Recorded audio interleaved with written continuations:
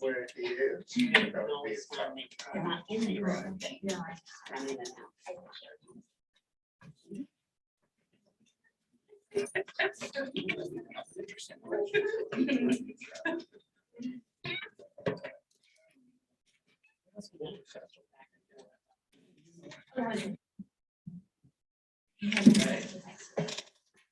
Welcome everybody to the, what date is it?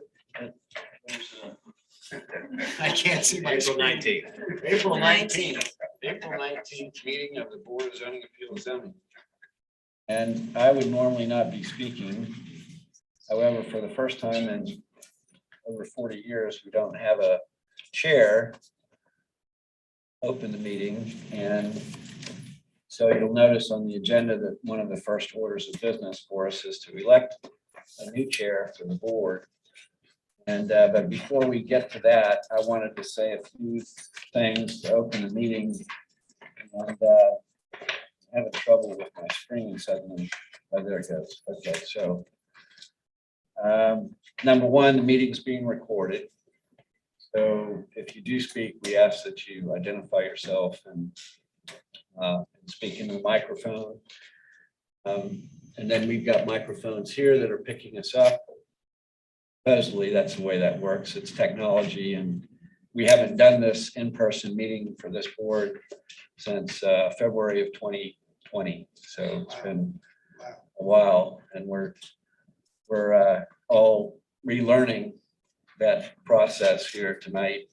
And technology has changed a little bit too, because we now have a camera in the back of the room. So the meetings are actually broadcast on YouTube live. And also, of course, a recording that you can go back and listen to and watch. The camera doesn't do anything other than to show the room. But the sound quality hopefully is good enough that people can understand what we're saying here tonight. So that's good.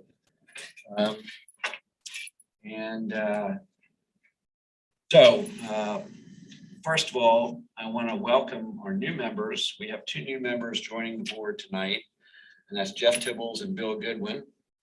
Jeff is an attorney, and he's occupying a seat that was held by Lenny Krawcheck for a long time, who actually is now, this room is now named after for his long service on the board. And then more recently, Mike Robinson served as the chair until he retired from the board, basically. And now Jeff is in the attorney seat that was actually formerly held by Hazel Vargas until last December when she resigned.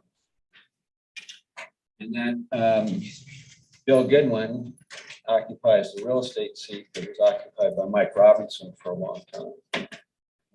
Background in real estate and appraisals. So welcome to the new members. We do have a resignation that occurred following the last month ago, I guess it's been now. And that is Walter Judon, who served on the board for 5 years. He resigned from the board. So we're looking for a replacement for him. We've got somebody in mind and talking to the mayor about that. So hopefully within another month and a half or so, we'll have somebody serving in that seat.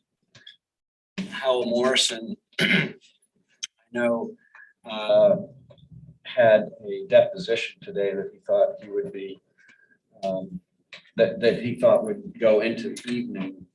So he didn't think that he would make it, but I guess he said maybe he'll be here. So if he joins us, that's great. He's the other attorney. And then we have Robin Richards, who serves on the board, and Allison Grass also. And Robin and Howell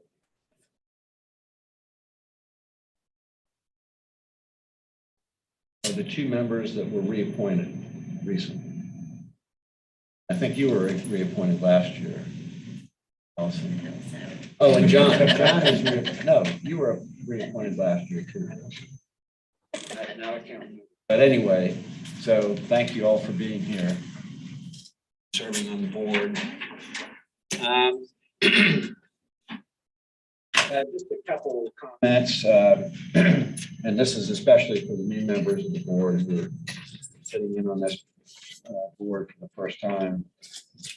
So the city zoning regulations are comprehensive and somewhat confusing, and sometimes they don't do exactly what we would like them to do.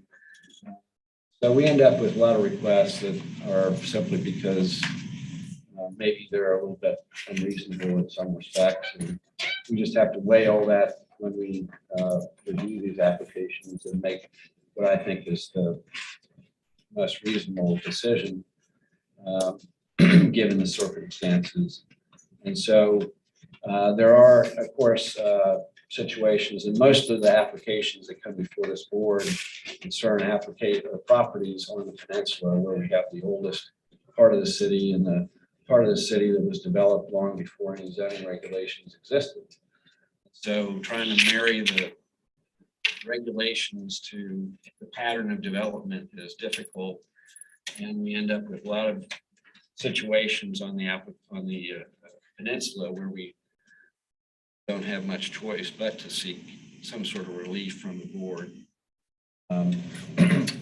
And what we're now doing as a result of COVID is doing a lot more with technology to put all the materials that applicants submit for their applications on our PowerPoint presentation or the agenda overview, image overview that is online a week prior to the meeting. We didn't used to do that, but we're now doing that. And then prior to the meeting, I will take those images and sometimes I'll supplement them with additional slides to help illustrate what I think are important aspects of the applications. Sometimes I'll pull slides from the applicant slides and give an abbreviated presentation, because sometimes there are a lot of slides and certainly all are probably relevant, but I want to pull the most important slides out and give my presentation using those. And then if there are questions or opposition or concerns, let the applicant go through their slides. So that's kind of how I like to do it. Most of the presentations tonight, though, will be me talking about the applicant's slides and not having supplemental slides or an abbreviated presentation. So, and then this in-person setup, of course, we had a Zoom screen before and you could see all the images on your computer screen wherever you were. Now we've got these large screens in the room and hopefully that's sufficient. We'll just see how that works and try and adjust if we need to. Well, and I don't know if that's even possible unless you pull up I guess you could pull up the slides that are online. Did want to, and we did have an applicant or a board member who's now on city council, Ross Appel, who would do that actually. And had his laptop sitting on his desk and he would go through things. So, but we'll try and get it right as we move on and adopt person meetings. So I won't do those kind of opening remarks in the future, but since we don't have a chair, I thought I'd open the meeting in that way. And then we'll move into the election of the board chair. And then I think whoever that is, and I do think, just as a side comment, I do think that the chair of this board should be an attorney, ideally, because this is a board that deals with a lot of legal issues and oftentimes gets challenged in court.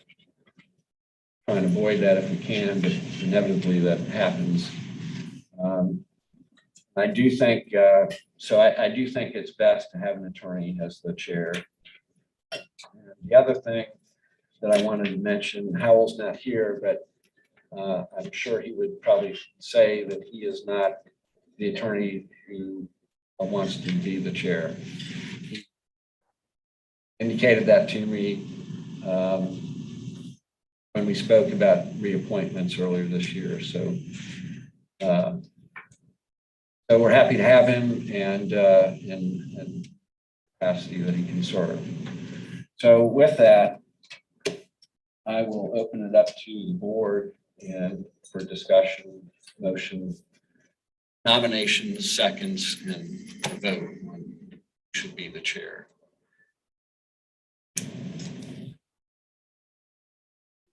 Start.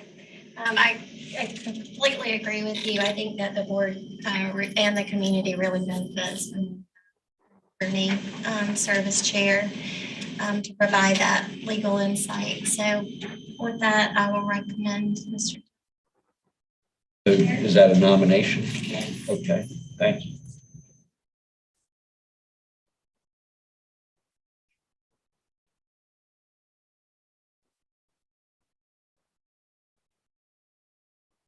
So, Favor? anybody? I mean, Somebody will need to call a vote, I guess, unless you want further discussion. I'd be happy to talk to you a little bit about my experience and my practice, if you like. I know I'm new to the board. I'm not new to chairing organizations. Most recently, I chaired the South Carolina Bar Pro Bono Board for a number of years, and that was in Columbia, of course. And so many of the principles are the same. We like to try to keep good administration, good procedures, like to keep things rolling, like to keep things smooth. So I do have a real estate background in my law practice.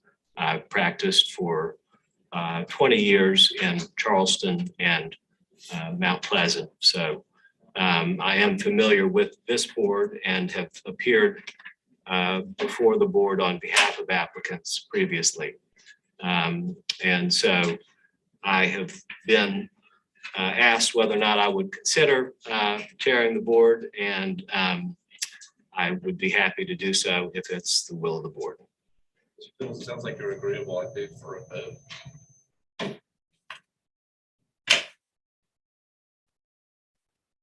Second, I'll second. I think we had the motion and second already. Made the motion or the nomination, and Robin seconded that. So if you're ready to vote,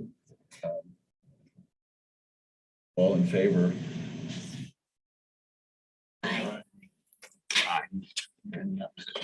Okay, it's unanimous. Okay, thank you.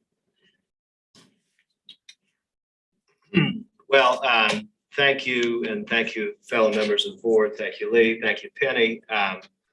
I did receive this nice handout to remind me of the way that Chair Krawcheck used to open these meetings, and so I hope you'll indulge me as we enter this new era, and I will read the opening statement. This is the April 19th, 2022 meeting of the City of Charleston Board of Zoning Appeals, Zoning. Present here today are board members Robin Richards, Bill Goodwin, Allison Grass, John Bennett, Hal Morrison. Present from the planning staff are Lee Batchelder and Penny Ashby. These proceedings are being recorded. We ask that those who speak identify themselves for the record, please. We will conduct this meeting in usual fashion. We will first receive information from city staff about the application and the recommendation. If the recommendation is favorable and no one objects to the application, usually the Board of Zoning Appeals treats the matter as being uncontested and passes it as a matter of course. If, however, the city recommends against the application or there is opposition to the application, we treat the application as contested.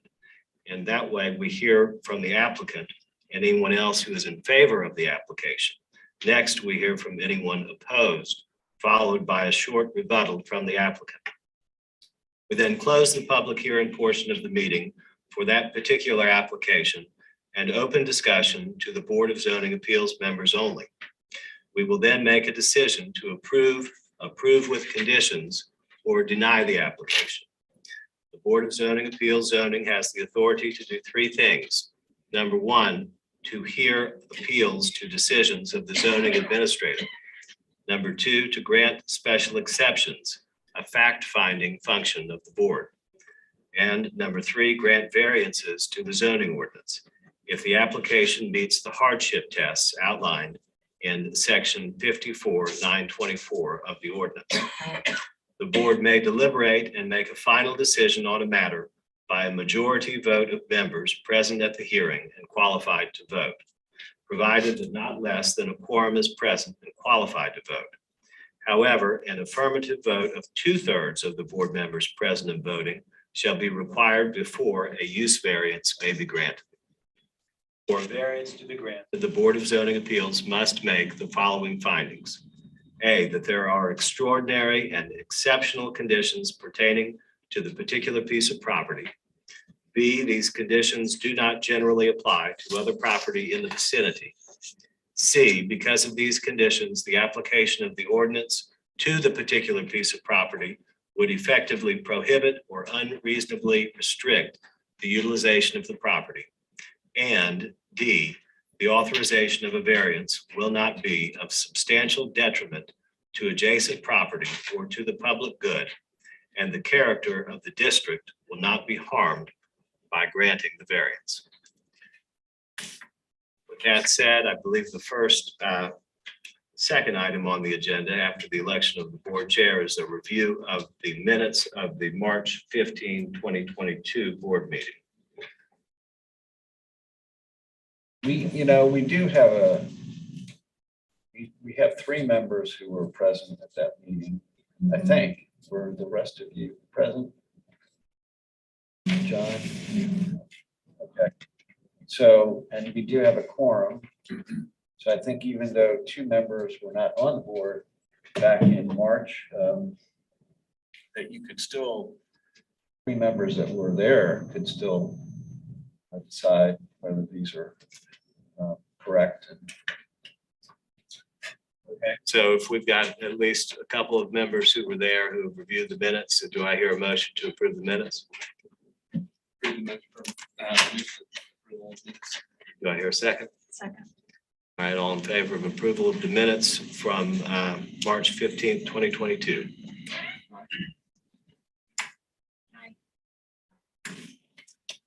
All right, minutes are approved. And the third item on the agenda is North Market Street, Church Street, Anson Street, and Pinckney Street. Application number 2204-19-A3. These are TMS numbers 458-05-03-005 and 458-05-03-017. Request second one-year extension of a vested right that expires on April 16, 2022 pursuant to section 54-962. Vested right pertains to special exception granted under sections 54-220 on April 16, 2019 for a 115-unit accommodations use in a GBA, General Business Accommodations Zone District. The owner is SCM Charleston Market Investors LLC, and for the owner is Capers G. Barr III. I'll just give my brief presentation at this point. So this is a surface parking lot in the market area right now. And back in 2019, an application was received and heard by the board for an accommodations use, a hotel on this property. It's within the accommodations overlay zone, and the board found that they met the requirements and approved that request. Once you grant an approval, of course, the approval is vested for 2 years. But then under the law that the state adopted, that the city of Charleston has now adopted as well, applicants are able to pursue 5 one-year extensions of that vested right. So they're now in this requesting the second one-year extension of that vested right. And generally speaking, they're entitled to it.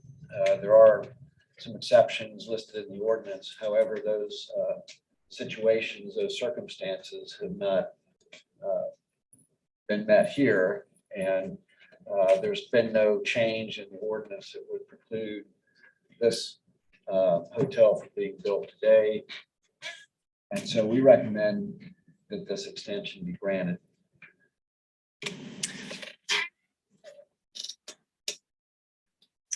Any questions, any discussion? Do we need to hear from the applicant? I suppose that based upon prior procedures, once the city makes a recommendation, unless there are any questions from the board, we don't need to hear from the applicant.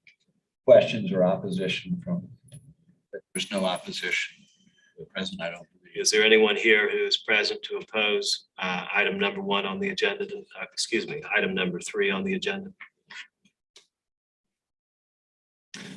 All right. Any discussion, questions?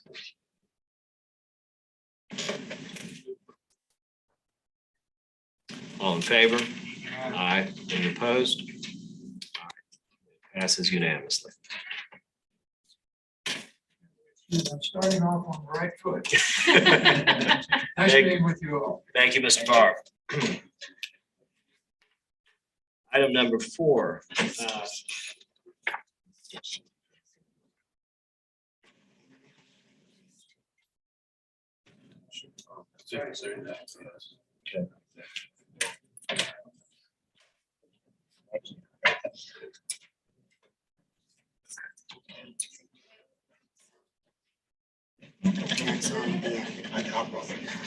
So this is. This and Lenny's as we go. Just check that. David and some. Okay.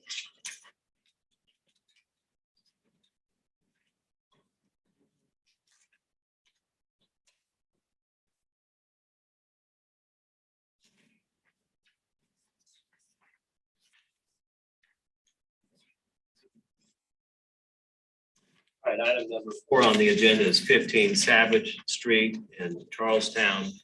TMS number 457-12-03-056. Application number 2204-19-A4. Request special exception under section 54-110 to allow a porch balcony addition that extends a non-conforming 4-foot south side setback, 9 feet required. Zoned DR-1F. The owners are Kevin Huffman and Alan Duncan, and the applicant is Becky Fenno. So this is a residential property just south of Broad Street on Savage. And this is one of my abbreviated presentations. I think this is pretty simple. And rather than go through all the slides, I thought it would be best just to simplify it. So see the shape of the property here on this map. And here's the zoning map, just illustrating the zoning of this property relative to surrounding properties. Has a DR1F zoning category.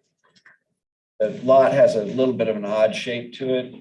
That southern property line as it extends back on the property has a slight turn to it, and an aerial image of the property. Application their stated reasons for the request, and their plans. So this is a survey. I have a better image of the site. Yeah, but this kind of illustrates what's happening on this property. So this house sits maybe a couple feet off the ground right now. First floor is a couple feet off the ground. That's, Sorry. oh.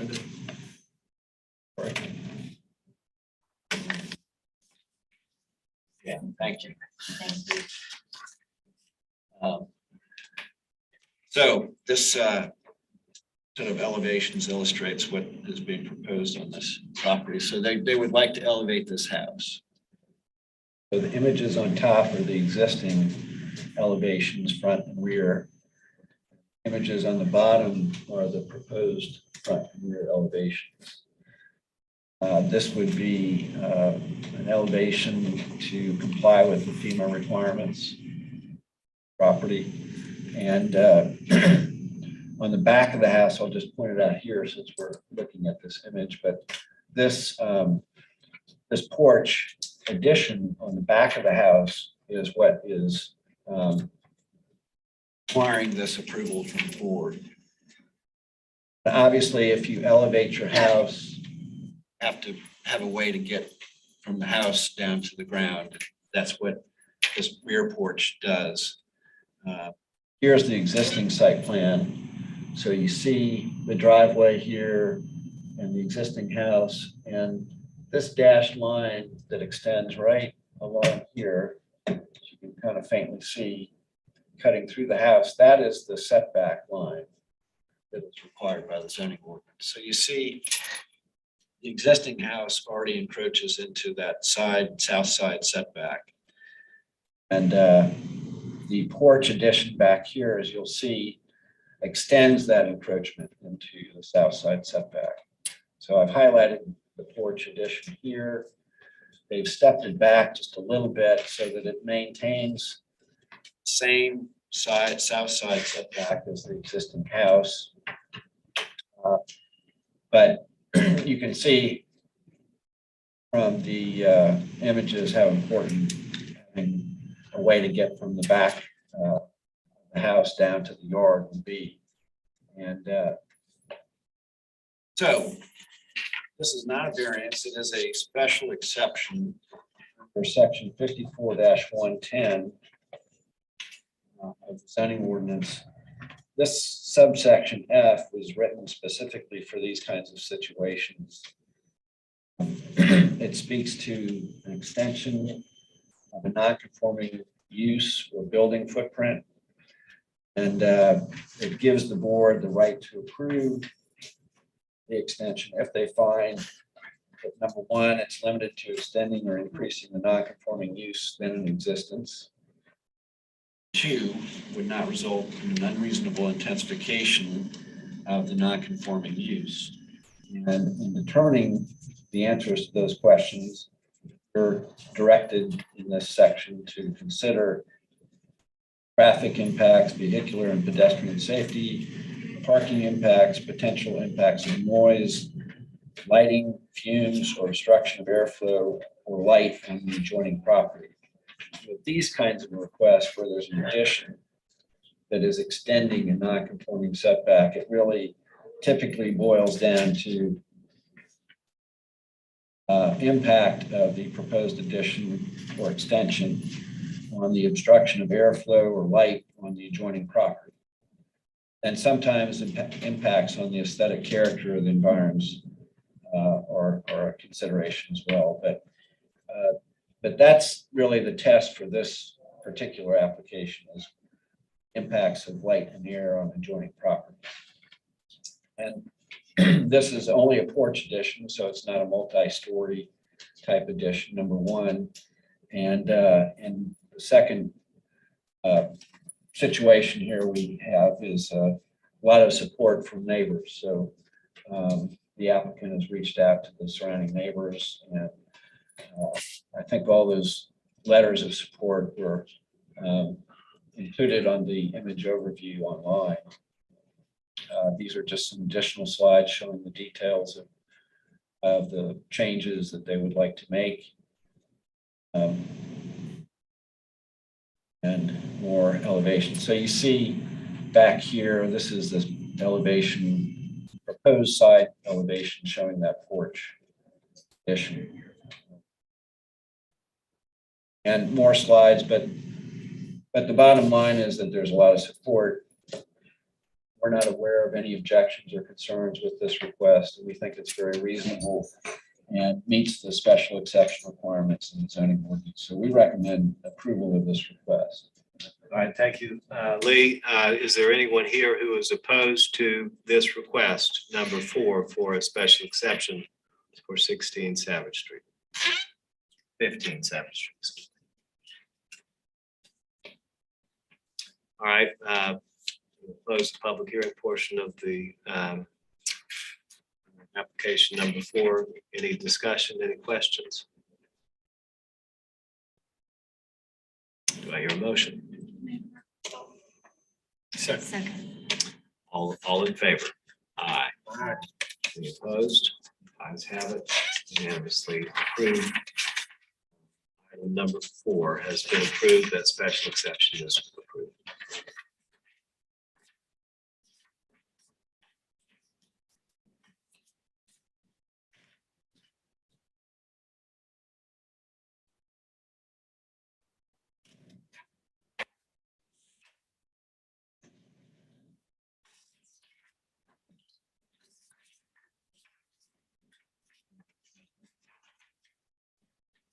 All right, we've come to item number 5 on the agenda, 183 3rd Avenue in Wagner Terrace, TMS number 463-1003-118, application number 2204-19-A5.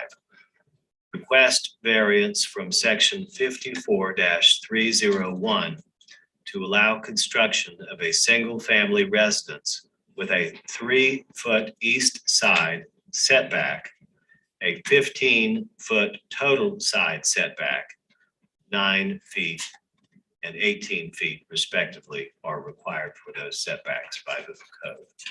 The owner is R. Chamberlain Chestnut II. The applicant is Becky Finna. Mr. Batchelder. This is a residential property in Wagner Terrace. And you can see on this map that this image, which actually shows 3 lots, and the property we're talking about is the far left side of that large property shown on this map. And aerial image, so it's vacant lot right up here in this situation, in this location right here. You can also notice that there are a number of grand trees, large live oaks on this property. In this aerial view. Here is the zoning map illustrating the actual lot that's in question here. A little bit of history here. So 175, 179, and this lot, 183, 3rd Avenue, were all one lot of record. They were not 3 separate lots.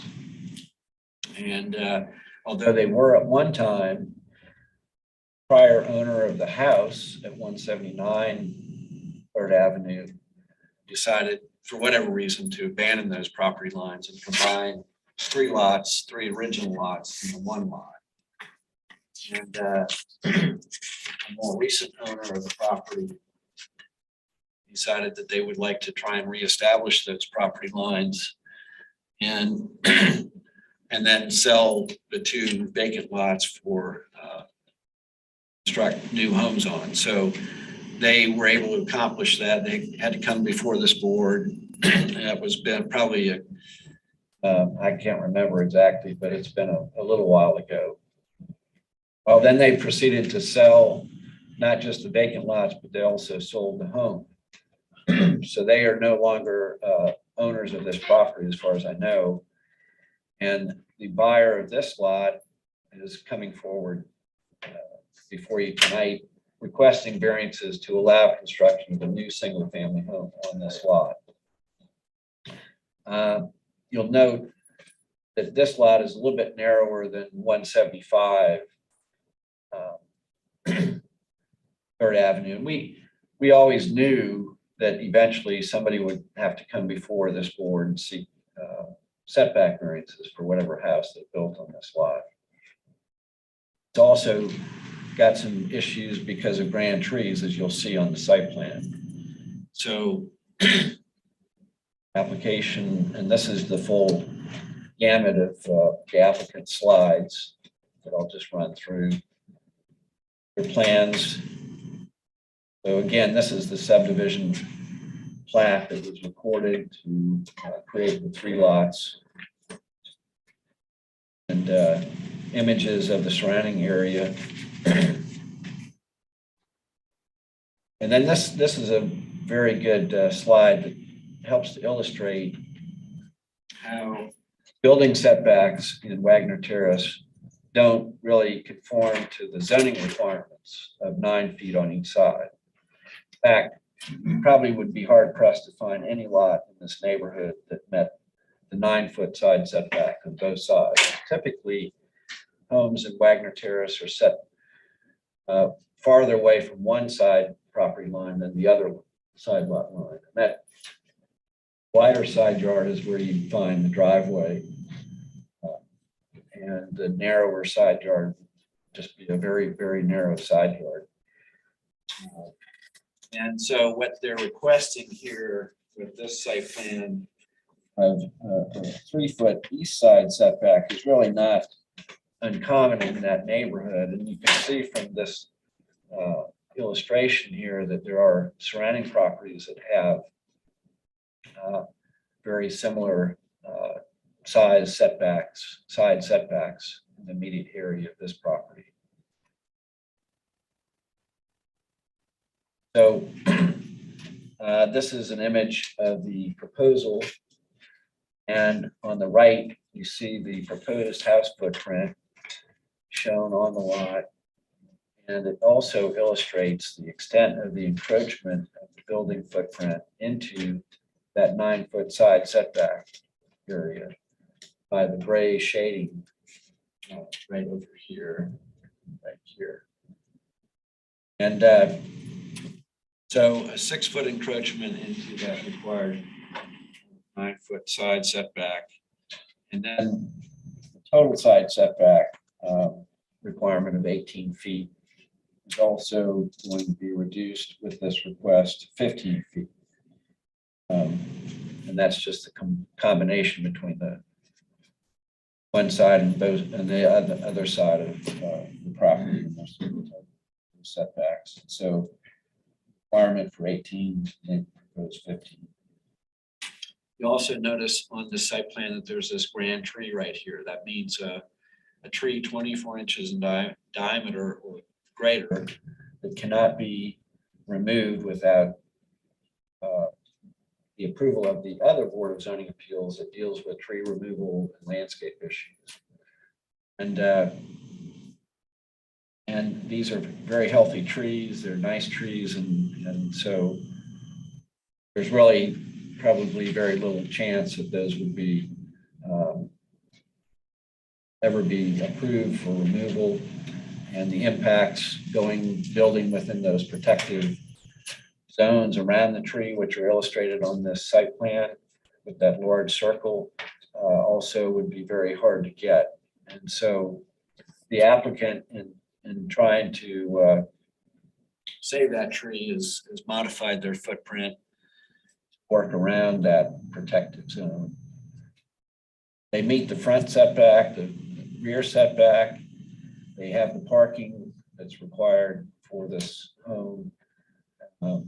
So the only issue that's before you tonight is the narrow side setback and the total side setback variance.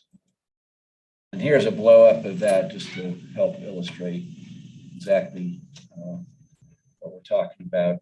And you can see the neighboring house at 179 3rd Avenue is close to the side property line as well. So, and that's again very typical of the neighborhood.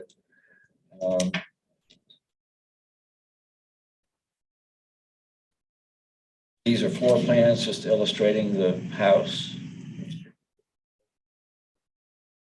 Elevations showing the proposed 2-story house, 2.5-story house. The streetscape illustrating how this house would fit in to existing houses on the block. The building to the west, which I guess would be the right on this image from the subject property, that I believe is either a duplex or a quadruplex, so 4 units, 2 to 4 units. So yes, the other buildings on this block are mostly multifamily type buildings. It's just a single family at 179 3rd, and proposed house at 175 3rd, which would be a single family, and this proposed single family. So I just go back to this, and I think, again, the narrowness of the lot, the rancher's hardships with trying to fit a house on this lot and meet setback requirements. So I feel like they've got a legitimate case for hardship. And the proposal, I think, does a good job of fitting in with the neighborhood in terms of the character of how homes are built, situated relative to each other. I know it's close to the side property, the adjacent home, but that again is not uncommon, as is illustrated in this image right here. So my recommendation on this application would be for approval. All right, do we have anyone here in opposition to agenda item number 5, 183 3rd Street and Wagner Terrace? We'll hear from you. Please state your name for the record. I'm John Frick. This is Alice. She's the property. West. What's the address? That 179. So is that the property that we just, Lee, if you could show the property again. That's this house right here. And we probably want to hear from the applicant first. Okay, we'll hear from the applicant, then we'll hear from the opposition. Right. The applicant. The applicant prepared to present? All right, please state your name for the record. I'm Becky Bennett. And please state your affiliation with this project. I'm the architect. And you may want to say a few words. Okay, you have 10 minutes between you, so we'll be happy to hear from you. Great. I think actually Lee gave a really appropriate introduction to the project. I think most important is really to look at the survey and to note that the single lot was divided, and when it was divided, the lot in question here is only 39 feet wide versus 5 feet and the 45. So all of a sudden, we really have a very narrow site in with, and then we have this 25-inch live oak, which requires the 25-foot diameter protected zone around it. So we felt in studying the neighborhood in terms of traffic that Lee showed, really when we looked at neighboring properties, that it was really appropriate to follow the pattern of the neighborhood, which is kind of a driveway on one side and then the house on the other. And that also worked, it worked really with pulling away from the canopy of that oak tree. So we really felt like that was the best site strategy for this. It was really appropriate to the neighborhood. Next slide. These are just views of the site across the street. Children noted across the street is a 3-story condominium, and then neighboring properties really look like this, where it's really kind of a 4-unit building with the 9-foot setback started to make sense for multifamily because it has a driveway on both sides where those tenants can then come in from each side. So really kind of a different model than the 3 lots, the single family lots that are in a row at the center. Again, this is showing, we studied the neighborhood really when we were initially establishing our site strategy. And really, there was just a typology of really in the single family residential part, what we might see, which was kind of a 9-foot setback on one side and really a much smaller 3-foot or even smaller setback on the other. So we really looked at that pattern, and that's really how we came up with our site strategy. These, I can go through these a little bit, but really this just shows our site plan. Again, the canopy of that oak tree, really a fairly modest building because of the 39-foot width of the lot. So we have the parking over here, just as they have their driveway here also. It just happens to be a covered carport, and that building happened to have had kind of an L addition to it. And there's an easement on both sides of the property. You know, I will note that their accessory building is in the easement, but that's an existing condition that we're all dealing with. Next slide, please.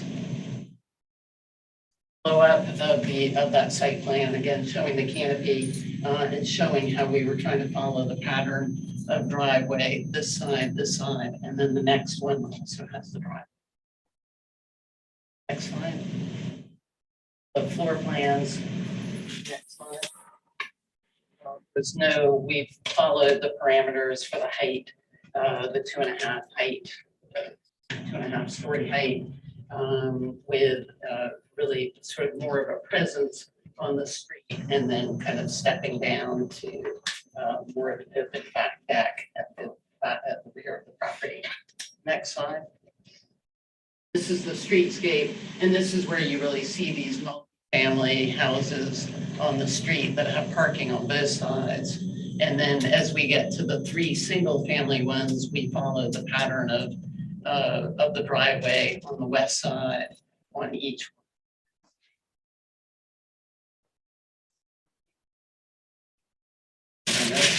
Would this help if I put a landscape plan for both the houses, with their house in the middle, like on the floor right now? We could get back.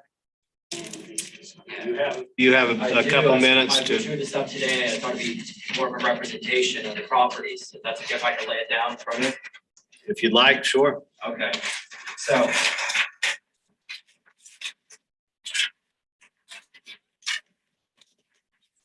Here is the subject property. Here is her house right here. And then here's the other subject property that I'll be building as well. With this, we were going to do a 10-foot front porch on either side, which we don't need any type of variance for. But she did not want us to block her view of the water here. And also the sun sets here, so it would also block her view. So I removed the front porch. We then wrapped the building in brick as to fit in with the neighborhood as well. And then as you see a big hedge here, we're also going to mimic that hedge across here. So it's a nice natural buffer between the properties. There's also a very large SC&G power pole right here that I just paid to have buried. And I'm running the whole left side of the street underground for all of the neighbors to get rid of all the power lines crisscrossing on their neighborhood. We're adding tremendous value, very high-end homes on either side. And her property is 3 feet, and this one's even closer than that. We think it fits in really well with the neighborhood. All right, thank you, Mr. Chestnut. Appreciate the additional graphics.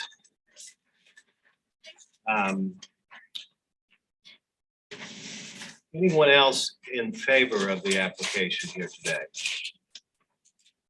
All right, let's hear from the neighbor, Mrs. Frick. Is that right, Ms. Frick? John Frick, Alex is my friend, she's nervous, so I'm a customer over here.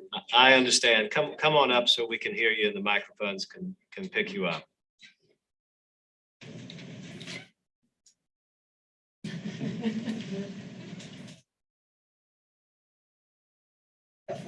All right, so you have 10 minutes. Minutes, sir. Okay, so Alex is opposed to this. She's not putting a hard stance, but she's worried about her quality of life. Like, I understand that there are a lot of homes in Wagner Terrace that have 3-foot setbacks. This home's a little bit different than those homes. Alex is a single story. I'm 6 feet tall, so you can think you've got a essentially 3-story house next to a single-story house that's now got 6 feet between them. That's not very much space. She's concerned that it's gonna make her home very dark. Potentially cause moisture issues, just quality of life type stuff. And that's the main reason she's opposing this. She understands that there's going to be a new development, but she wants it to be in keeping with what's, allowed and doesn't affect her property value and quality of life.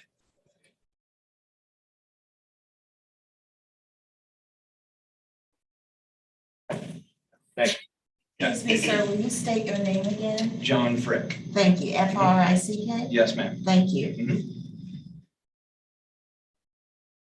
Is there anyone else here who is opposed to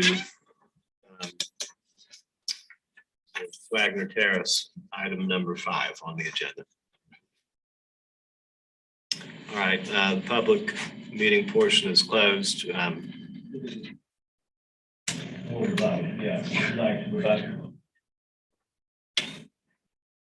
Yes, in terms of diminishing the quality of her life, I actually removed that front porch of 10 feet to give her more of a quality of life with the sun coming in and also her view corridor.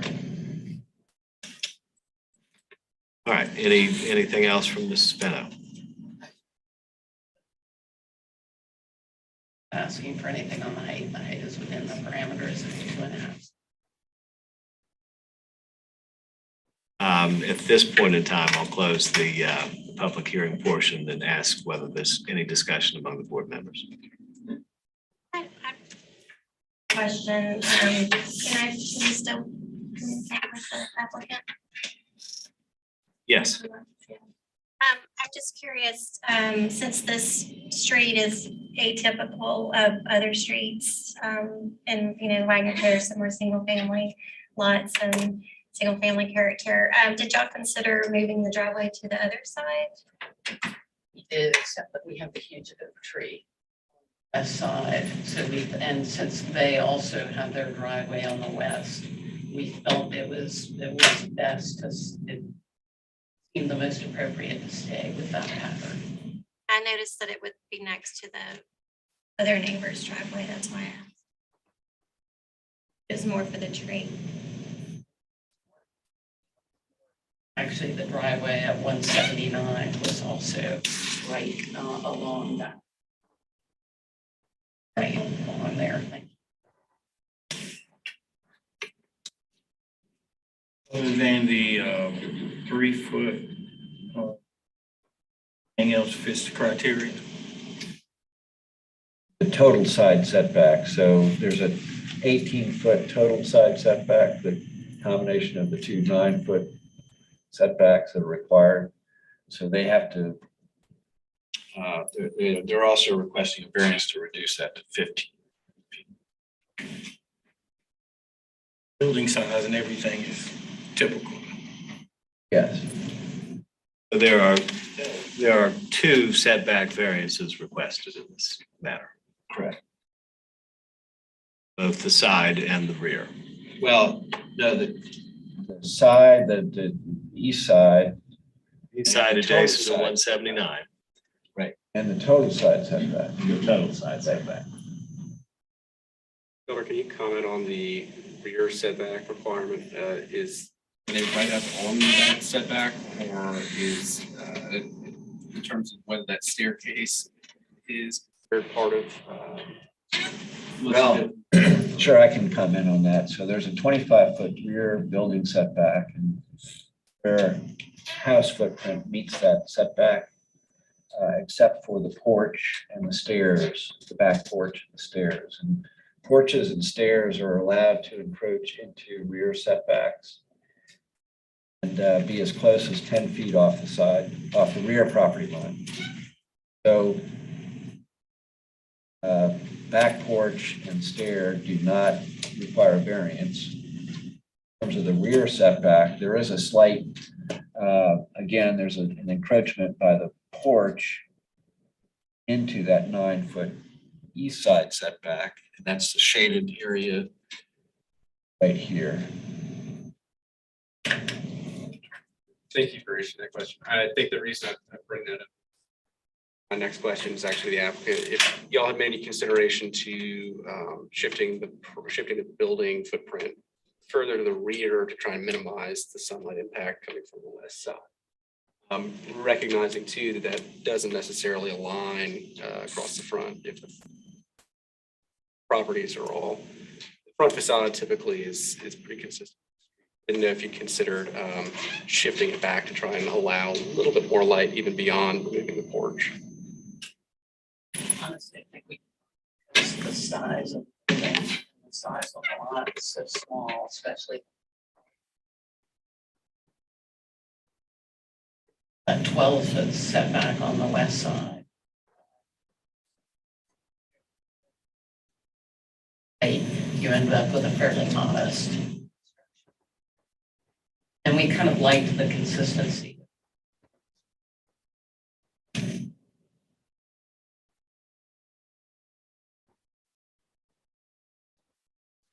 Take the porch off. We actually had to figure.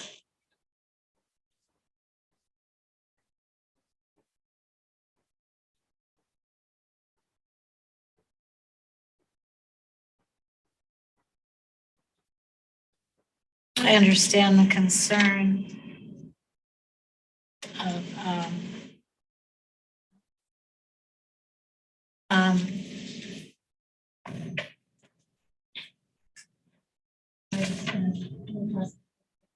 there's really no way to even pull it back further.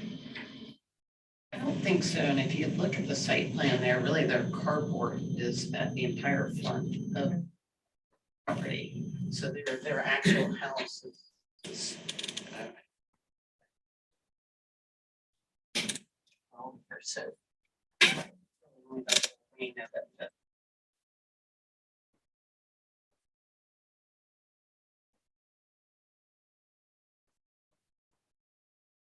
Mr. Batchelder, do you have any records that indicate when the current owner purchased Lot A, 183rd, 3rd Avenue, subject property?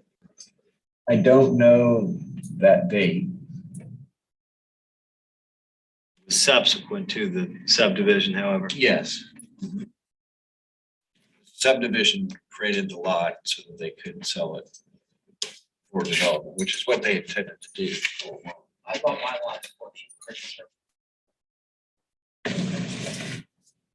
But when you bought the lot, it had already been subdivided from the other two, is that right? That's correct. Yes. And you did research on what the setbacks would be, how they would affect what you would be able to build on that lot? I'll sit at the plans over the back, of course, and we got.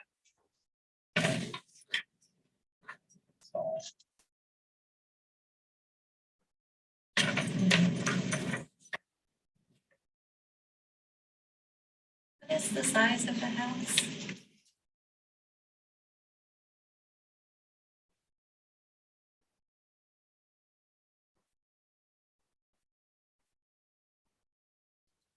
Half stories. If you take off kind of the penthouse, which is kind of the top half story, it's really around 2,000 square feet.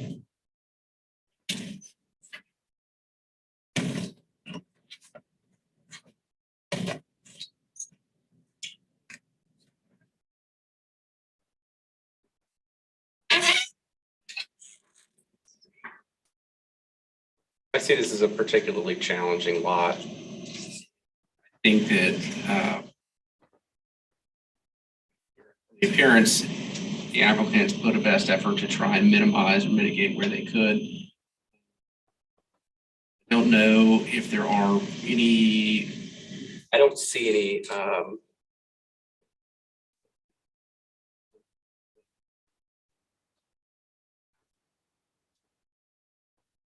has any additional comments?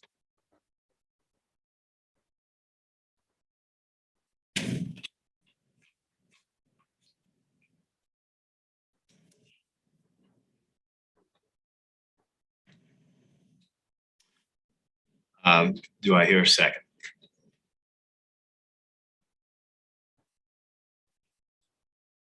All right, we've got a motion to approve. We have a second. All in favor? Opposed? Okay.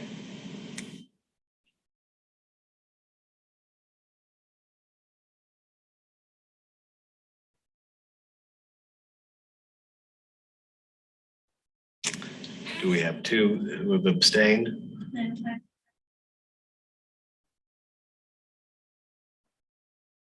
So it's 2-2. But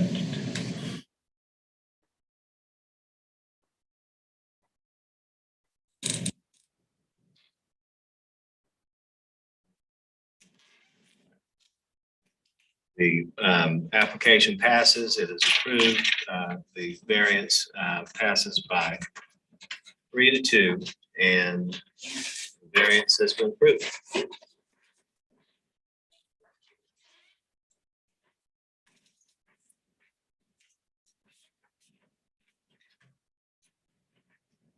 The next item on the agenda is number 6, 192 Trad Street, Charlestown, TMS 4570704-038. Application number 2204-19-A6.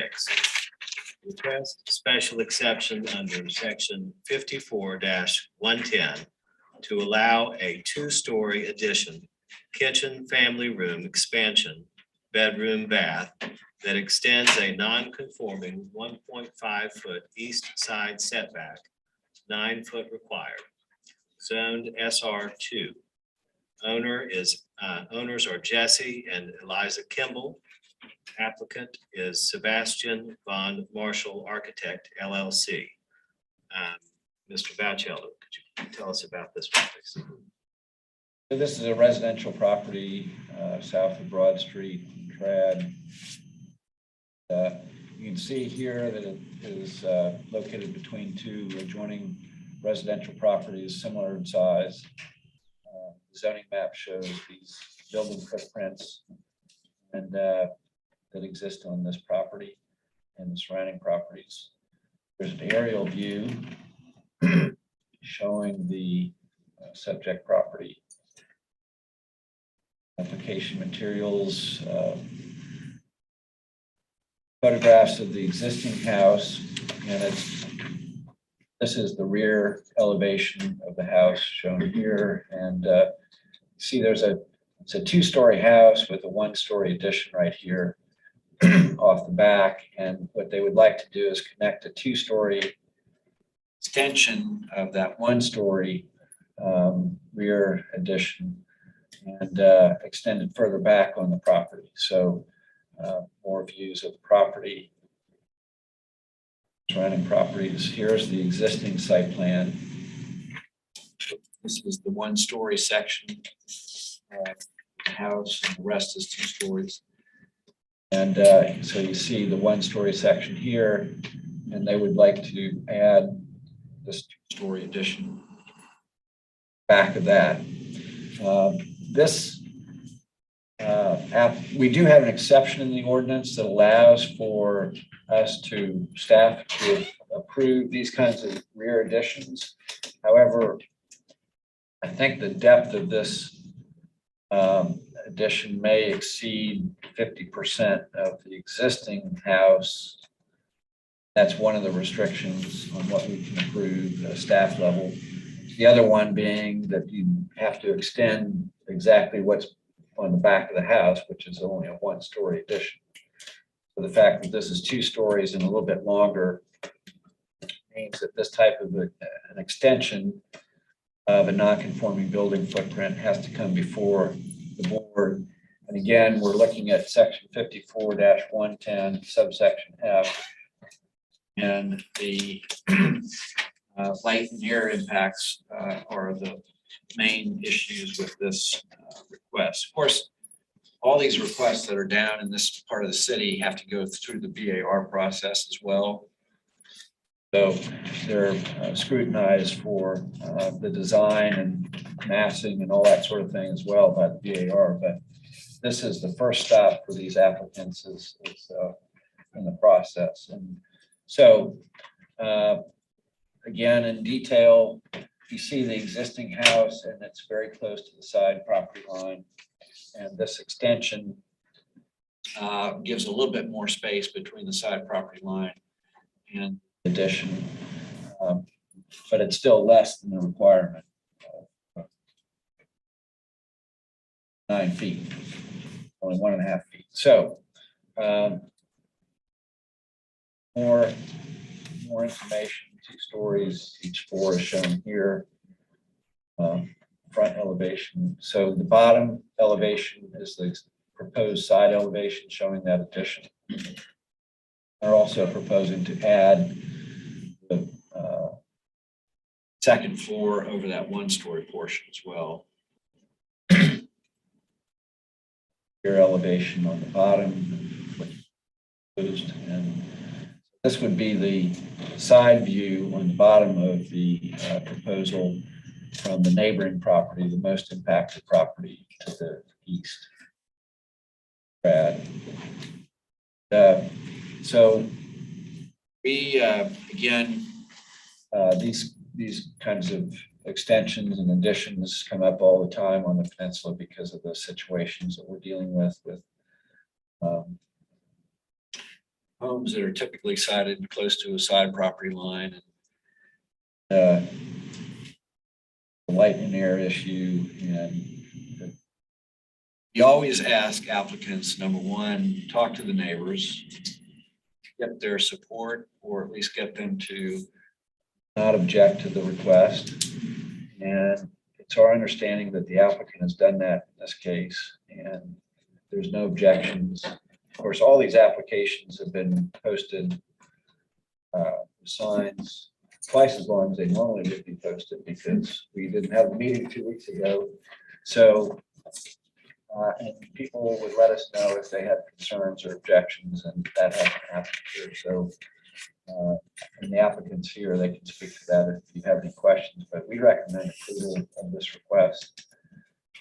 We typically, in these kinds of situations, unless somebody's proposing something really out of character with what we have on the peninsula, these downtown neighborhoods, tend to go with neighbors and what they think.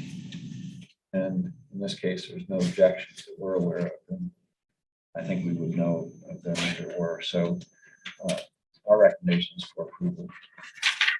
All right, do we have anyone here who is opposing item number 6 on the agenda for 192 Trapp? Before I go ahead and say your name and then. Yeah, I'm Edward Culver, Okay, Mr. Culver, let's, 190 Trapp Street. okay, let's hear from the applicant and then we'll hear from you on objections. Let me quickly qualify my speaking, not necessarily speaking in opposition. Okay, thank you. Thank you. Are you for the? I'm concerned. Okay, great. Let's make sure that we hear from you, but let's first hear from the applicant. Would you like me to step to the microphone? Yes, please. And please state your name for the record. Good evening, Sebastian Von Marshall. I'm the architect on this project. Address 43 Broad Street, Suite 200. Thank you, Penny, Lee, board members. Thank you to the Culvers. We met with the Culvers as well as with the neighbor directly to the west of the property. We also met with the Preservation Society and the Historic Charleston. All of our projects sort of going into this process. So, we reviewed the drawings when we were initially studying the site and studying, most importantly, sort of precedent for buildings downtown. This, a lot of reasons, like the best location for this addition. Dominantly, I think by and large, buildings south of Broad and through most of the city are built along north and east property lines, with space then to the west and to the south, which led to the development of porches. Whole other thing. In this case, the neighboring house, which actually you cannot see in this image, is quite a bit further forward. It's actually right on the south property line. If we could switch to one of the impressive pictures. So our hope was to really limit the impact of the actual house. We do understand that, of course, it is close to the property line, and it does certainly impact the yard of the adjacent house. There is a one-story accessory structure. You can just barely see up. If you go back on slide, sorry, you can just barely see the roof of an accessory structure. Yeah, peeking over there. So that is kind of directly on the opposite side of the property line between 192 and 190. We also wanted to, if you can quickly go to the precedent slides, I think it was the other one that you were just on. This one? No, the other way. Sorry. So you know, I think this sort of, in a nutshell, captures the sort of building archetype for buildings downtown. In this case, single houses, but you can in both cases see that down the lot line in the back, you have additions connected with a hyphen to the front house. In both cases, 2 stories running all the way through. And in a lot of cases, these are very bland and simple building facades, primarily for building code reasons. If they're right on the property line, they're not allowed to have any windows. So you just end up with wood, plain wood siding, which we didn't think was very appealing. So we actually wanted to make an overture and dress up the elevation facing the neighbor.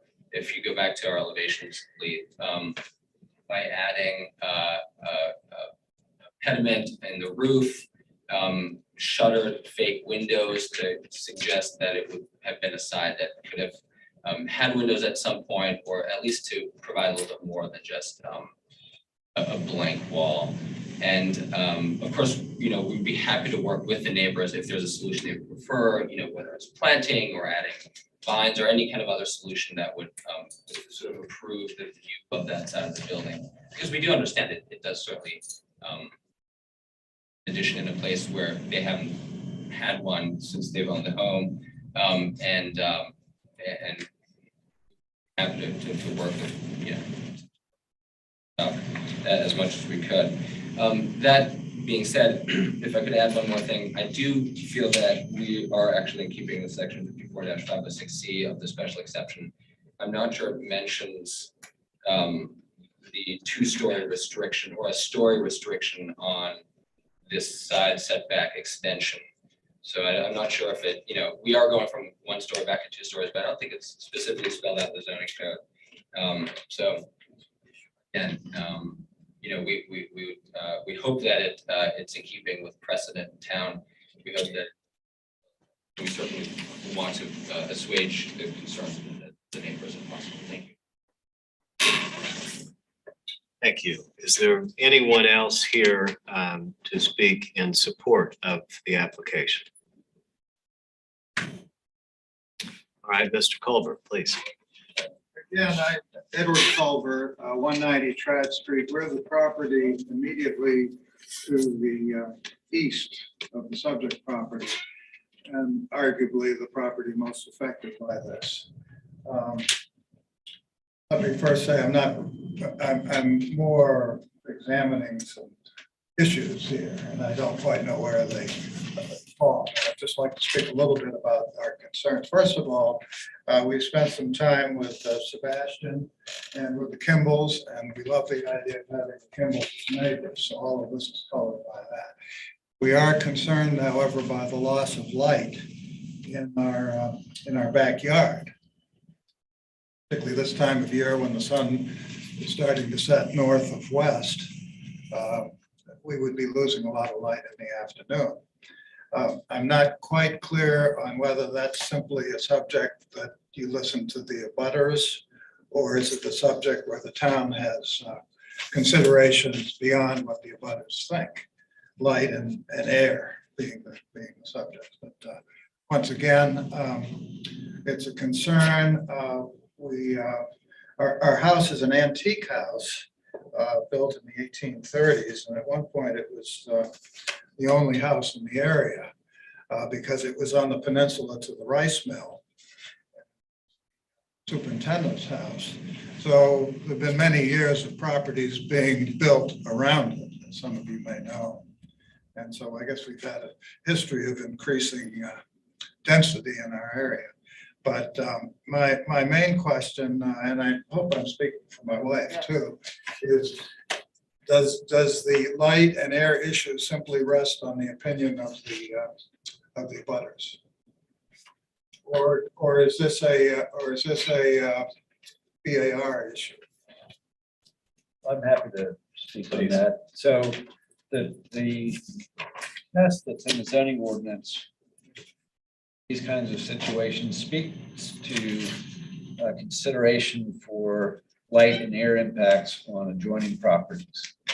And so just to add a little bit more to what I said, I don't know exactly what the backyard of your house looks like and the light and air that you enjoy back there. So I tend to rely on the opinions of neighbors in formulating that opinion. And if neighbors are opposed to something like this, then I tend to go with that.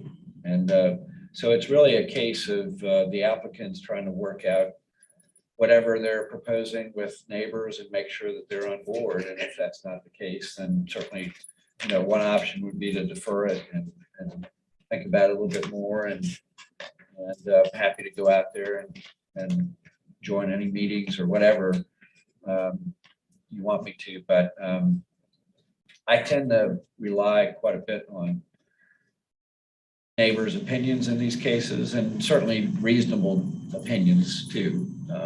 But yes, I do rely on that. Thank you. You're welcome to come out and look. You'll have to watch your step out in my backyard. I think.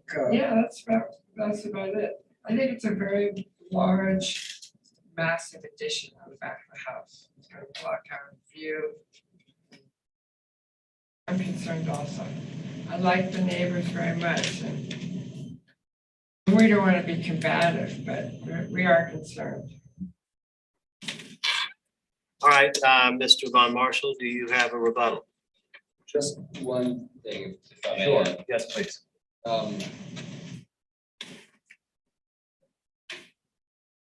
We completely understand the concern about light and air. It's in the zoning code for a reason.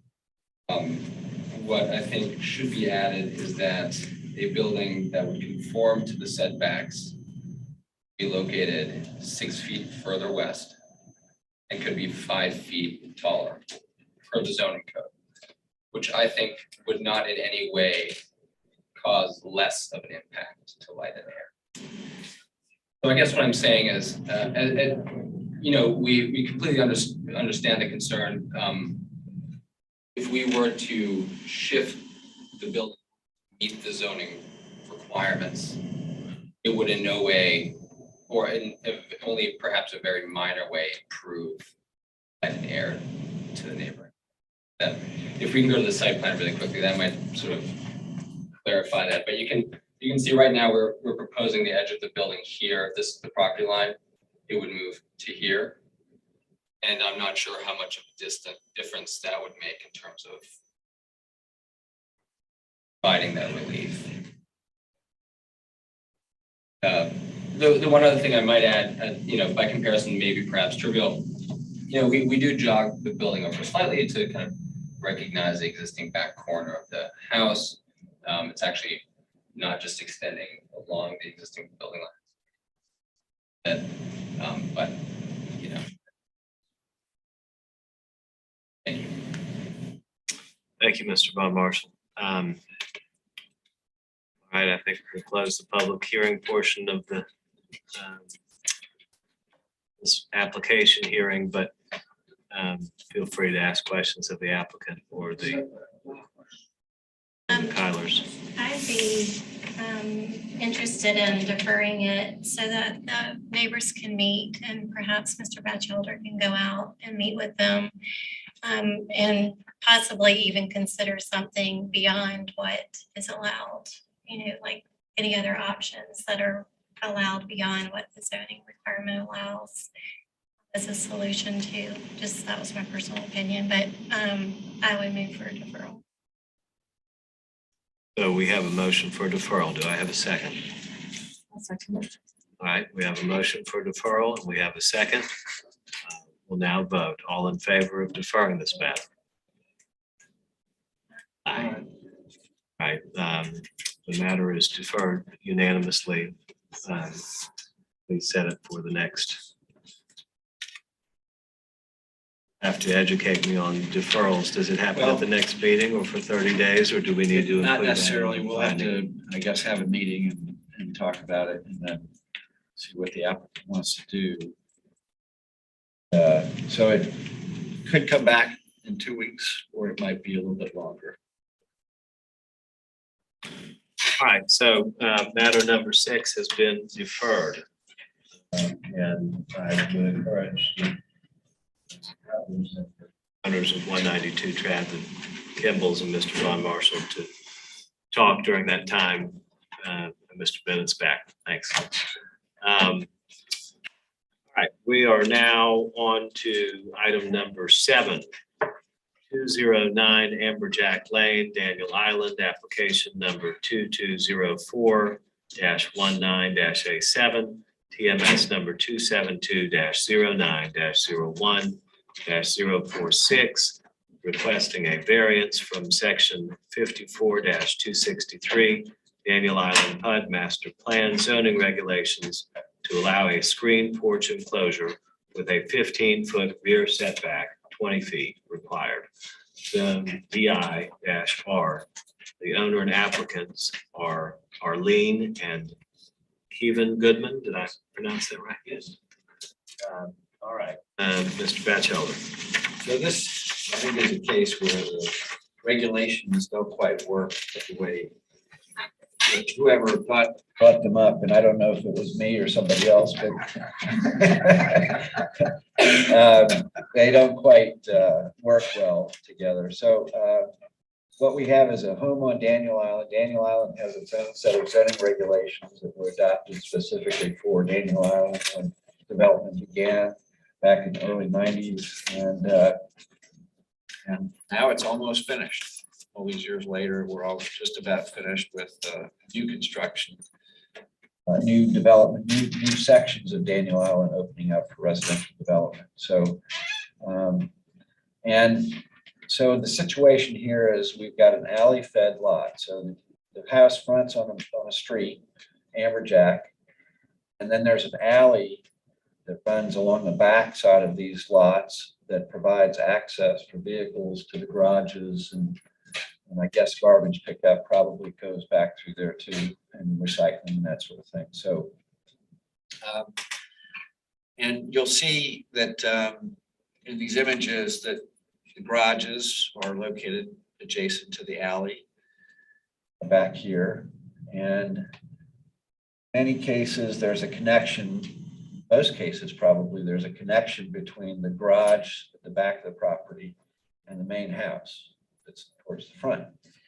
And the ordinance says that that connection can be an open breezeway, but it can't be a enclosed space. So I'm not sure what the point of that was necessarily, because in this case, we have a porch that connects right here, connects the main house to the existing garage. And they would like to enclose that, make it a conditioned space. There's the site plan. This is that porch. We're talking about screen and porch. To do that, then that requires a different set of setbacks off the rear. So that's why this is coming before the board, because connecting these to the accessory building, the garage, as with an enclosed conditioned space, doesn't comply with zoning regulations. So I think that's obviously something that needs to be fixed on Daniel Island. We haven't seen too many of these kinds of requests, but I think we will in the future as the island ages and people do things to these homes. So The circumstance is simply to enclose this porch, make a conditioned space. The neighbors are supportive, and the applicants have provided letters that were part of the image overview from these neighbors. In all other respects, it would look the same. It just would be enclosed versus a screen porch. Here's the images of the existing space.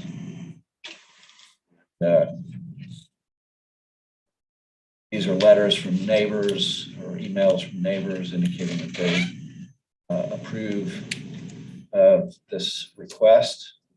And we also have an email from Mary Stewart Sutton, who is the ARB chairperson for Daniel Island. All properties on Daniel Island are subject to the local architectural review board.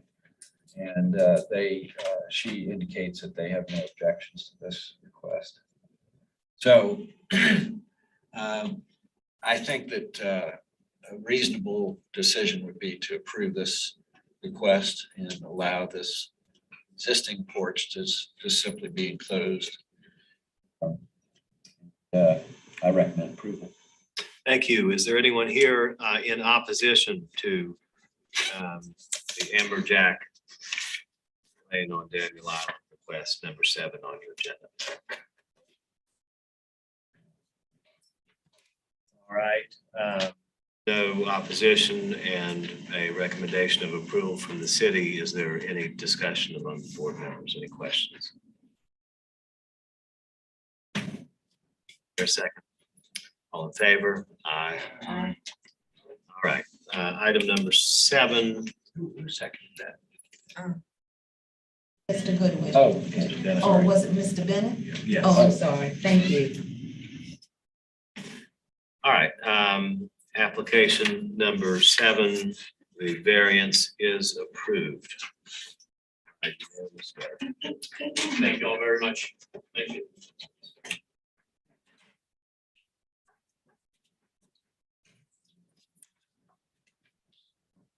All right, item number 8 on our agenda this evening is 730 Rutledge Avenue in North Central, application number 2204-19-A8. EMS 463-15-04-1133. Request variance from section 54-317 to allow an existing restaurant to displace 6 on-site parking spaces and add 1,100 square feet of outdoor patron use area without providing 9 spaces for the added area. Expanded restaurant requires 16 spaces, 2 spaces to remain. The owner is Michael Raven. The applicant is Carolee Fallert. And we'll hear from Mr. Batchelder. So this is the Park and Grove Cafe located at Grove Street and Rutledge Avenue in North Central. And it's been a commercial building for a long time. It's zoned commercially, the property is, and the restaurant's been operating there for several years.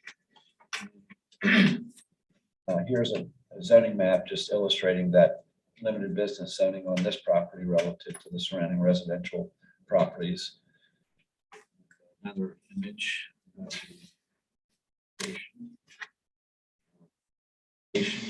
So this is a site plan that illustrates the parking layout that exists today. This building was converted into a restaurant a number of years ago. The surface parking was left as is and met all the requirements for off-street parking for this restaurant. When COVID hit, of course, the city granted emergency provisions to allow restaurants that could take advantage of outside space to add outside space, seating for customers and displaced parking. That's what happened here. They change that surface parking lot into a outside seating area for the customers, essentially expanding the restaurant, although during COVID, it wasn't necessarily an expansion. And, we've seen a couple requests recently for locations on King Street where existing establishments were able to add some outdoor space in the backs of those buildings, and they wanted to keep those spaces, and we've supported those requests. Here we've got a surface parking lot and the conversion, the proposed conversion to outside patron area. And we're supportive of this request, and the parking up in that area, I don't think is a real problem. You can find parking if you look hard enough, and I frequent one of those places up there occasionally, not so much anymore. And I always find a parking space in Hampton Park, right at the entrance on Cleveland Street, and sometimes on Rutledge Avenue if I'm lucky. But I think that parking is not the issue up here that it is in King Street, for example, that we're pushed into the neighborhoods. And the neighborhood is supportive of this request, as are neighboring property owners, as evidenced by the letters that the applicant provided from folks in that area. So the proposal is to keep two parking spaces, these two parking spaces back here, which are near the service entrance to the building, but then convert all of this space into outside patron area. And the numbers are on your agenda as to what that means in terms of parking requirements, but we think that this is a reasonable request, given the neighboring properties in the area. You've got those Crosstown, which has no off-street parking. Got the other establishment up there, name I can't remember. Herd Provisions. Herd Provisions, that's right, on Grove Street, just west of Rutledge, that has no off-street parking. That actually came before the board a number of years ago, maybe 3 or 4 years ago, to get their approvals. That, and the neighborhood has been supportive of those requests, and they're supportive of this one, as far as I know. Again, I don't know everything, but there's letters from neighboring property owners, and I know that I've heard through the grapevine that the neighborhood folks do support this. So our recommendation is for approval to allow this restaurant to keep that outside space that they've been using now for a couple of years. Thank you, Lee. Is there anybody here who is in opposition to item number 8? Yes. Hi, I'm Tim McGeller. I live at 81 Grove. Okay, So I just want To make sure that we've got somebody here who's in opposition, but let's hear from the applicant. Caroline Fowler is my partner in this business. She's out of town. My name is Ruth Barrow. You stated it quite eloquently. Thank you. The one missing portion is there's also a parking lot across the street. That's true.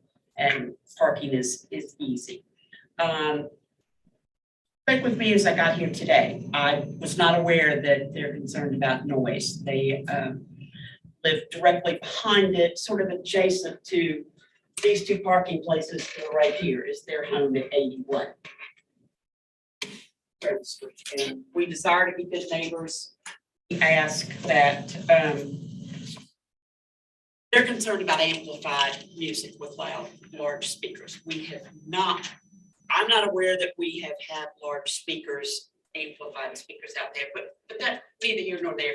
We want to be good neighbors. And we would like to comply with the local zoning noise ordinances of 80 decibel, no more than 80 decibels, and any music by 11 o'clock. This is infrequent. Well, Carolee says, actually, she says,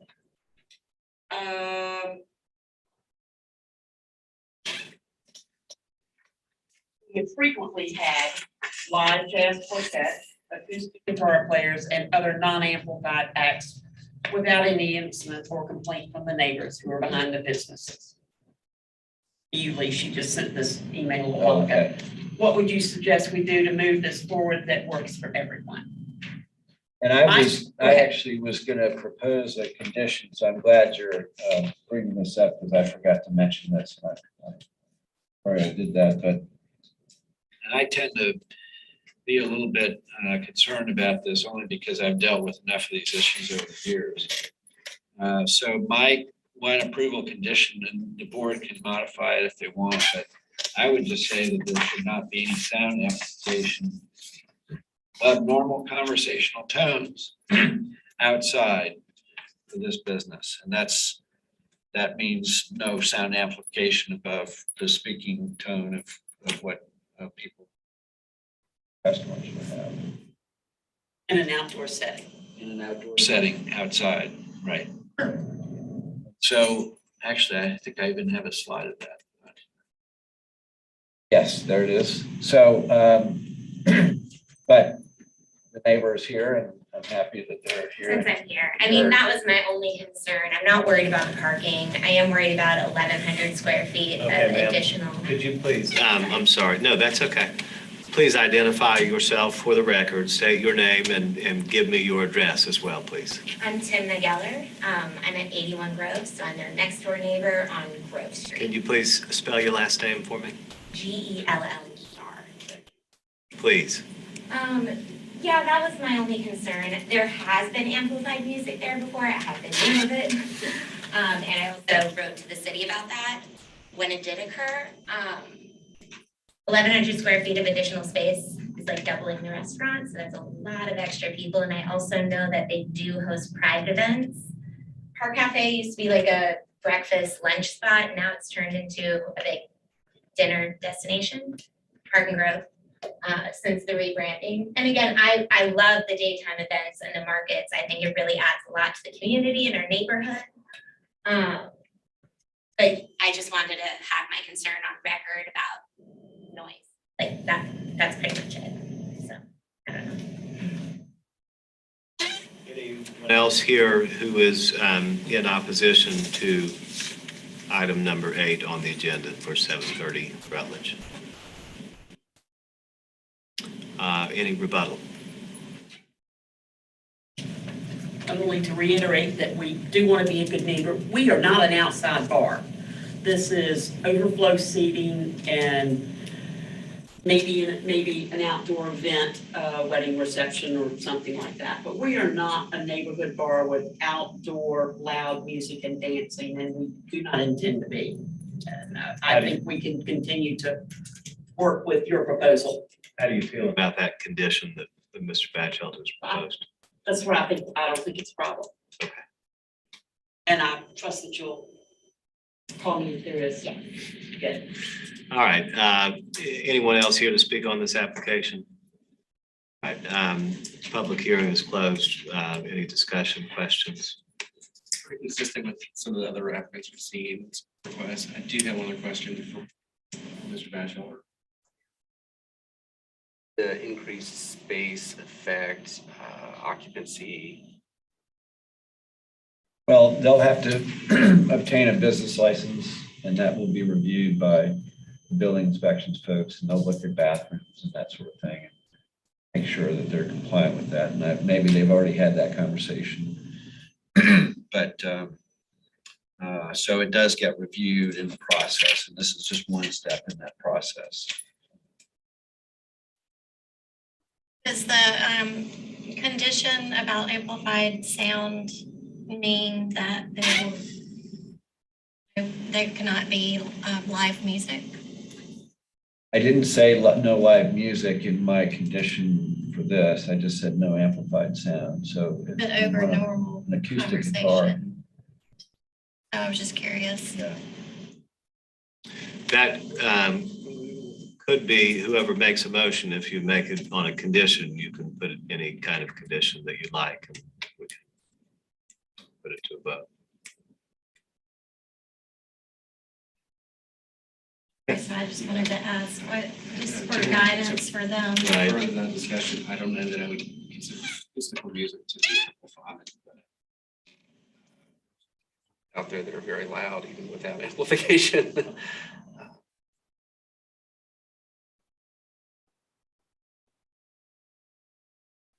There a decibel limitation that was established based on a certain distance? We haven't used those in the city, to my knowledge, so I'm not. That's why I come up with the wording that I do.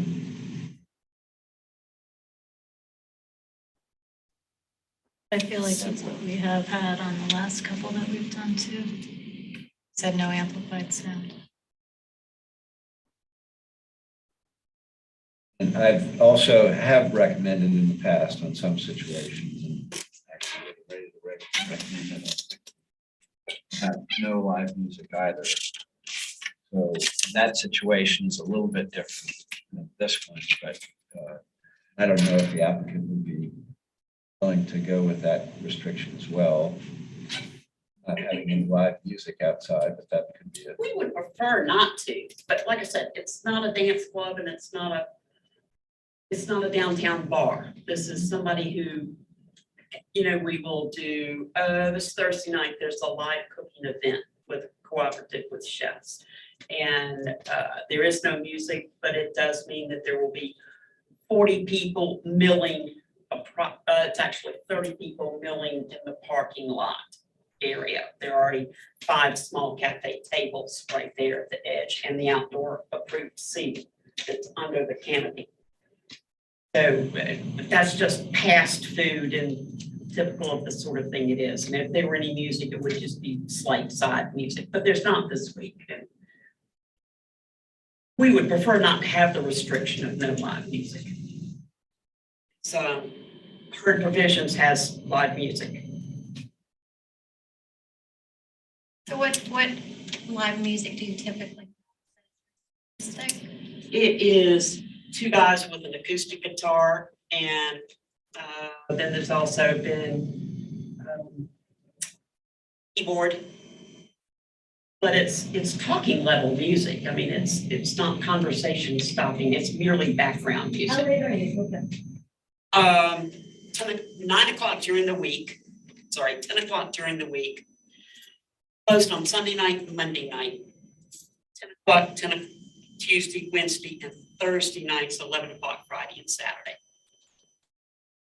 But we are typically gone before then. I'm sorry?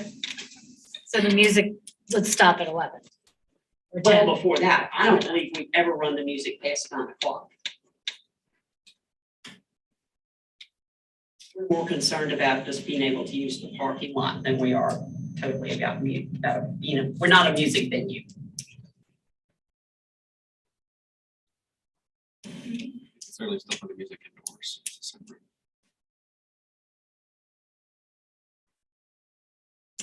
Limit in hours. Could we just wait and see if there are any problems? Address limiting the hours. The current ordinance is 80 dB decibels and 11 o'clock.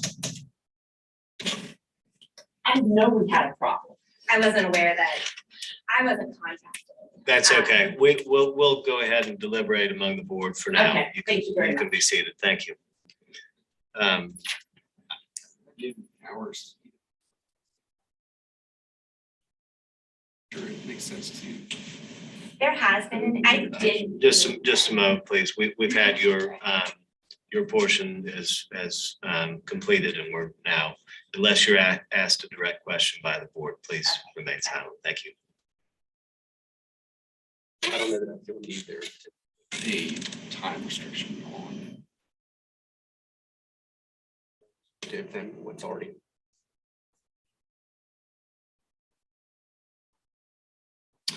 Timing component. Sorry. Is there still discussion of a timing component, timing limitation? I believe that the applicant said 9 PM. They don't have music anyway.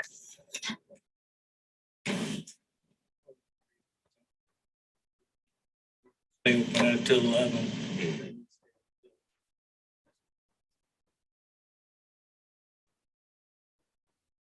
Right. I was asking about those. Limiting their hours.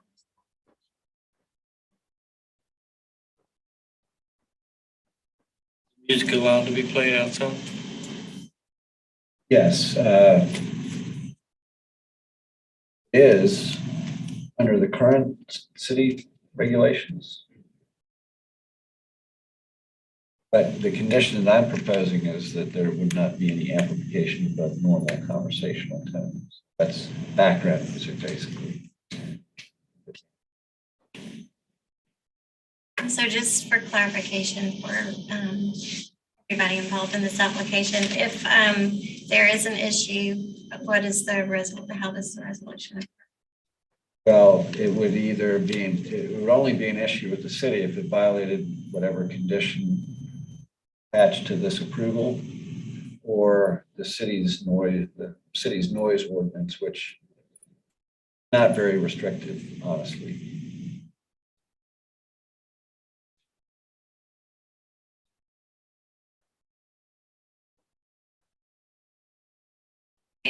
It seems like the condition would address any amplified sound, meaning there wouldn't be loud live music. And if there is an issue, I hope that they would be able to approach the city. Restrict them unnecessarily if we're saying no amplified sound. I think that they've been a good neighbor.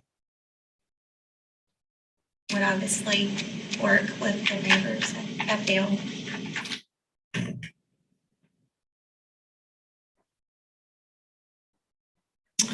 Anybody have a motion? I'll move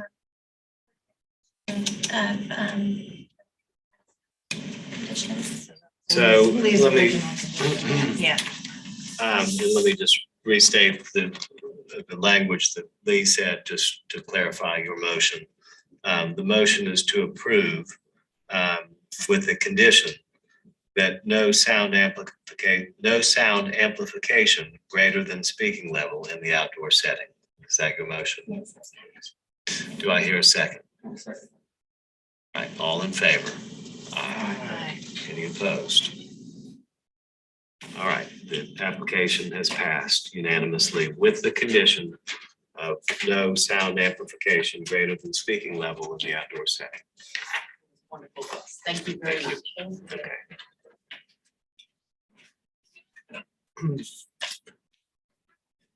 All right.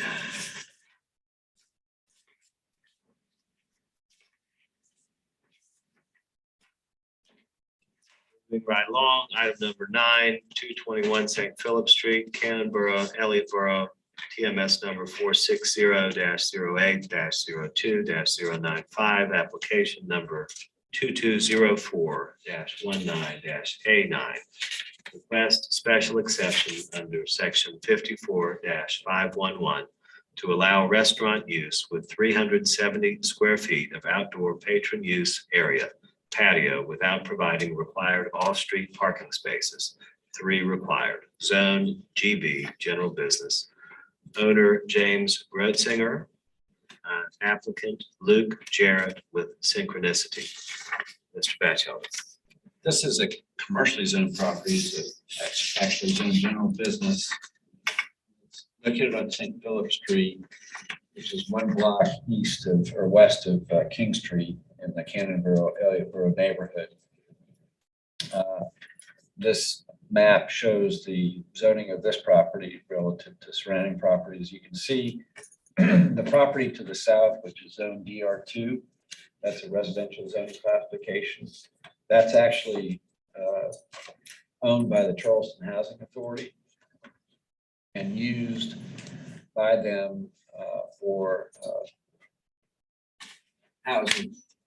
And so it's got the homes shown here where people live and then parking in the back. And this building, as you can see, is situated real close to that northernmost building. as I show this to you, you'll see that these are the housing authority buildings that are residential. And you've got the subject property right here. And what you'll see on this images is that this building, which is an old commercial building, I think it was last time it was used was as a funeral home. And it has this porch over here on the ground floor that looks directly out into that residential property to the south. Information. So the proposed first floor plan has a food business in the ground floor, a little cafe space, ground floor. And they would like to be able to use this outside space for additional patron seating. I mentioned that space over here is looking out directly into the neighboring residential property. So the use of the interior space is okay. That's compliant with what the board approved a few years ago when the plans for this property came before the board.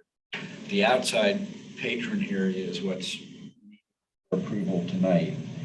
It's 370 square feet of additional patron area.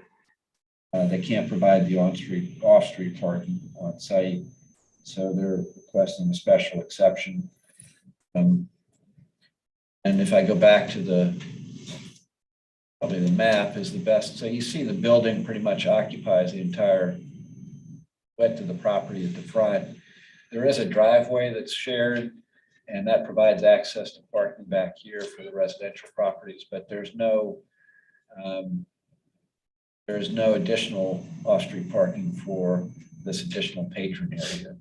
So that's the request that's before you tonight.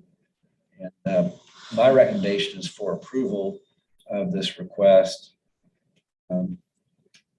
with a condition that live music or amplified sound amplification above normal conversational tones inside or outside the business is prohibited. And I'm worried about, that sound, whatever's inside, coming outside and affecting the neighboring residential property, and same for anything that would happen on this little outside space as well, because it's right there next to those residential properties and kind of pointed in that direction. And the applicant is aware of that request on my part and don't believe objects to that request or that condition. So, and I think we don't have anything official, although maybe we do. Did we get something from the Cannonboro-Elliotboro Neighborhood Association? I don't recall. Conversation. Okay. So as far as we know, the neighborhood association is in support. It's an active neighborhood association up there. They would let us know if that wasn't the case. And, so our recommendation is for approval with that condition.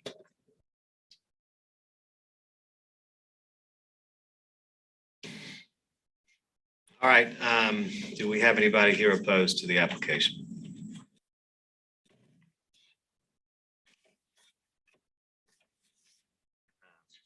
Would the applicant like to say anything? We're on number 9, 221 St. Philip Street. All right. Hearing no other public comments, public hearing portion is closed. Discussion on the board.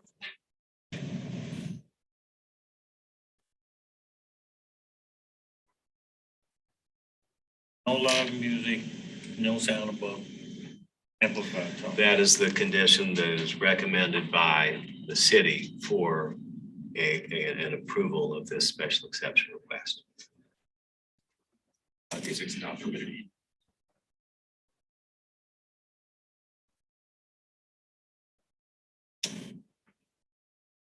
Bit different than the condition that we agreed upon before, because it prohibits live music and prohibits music indoor or outdoor.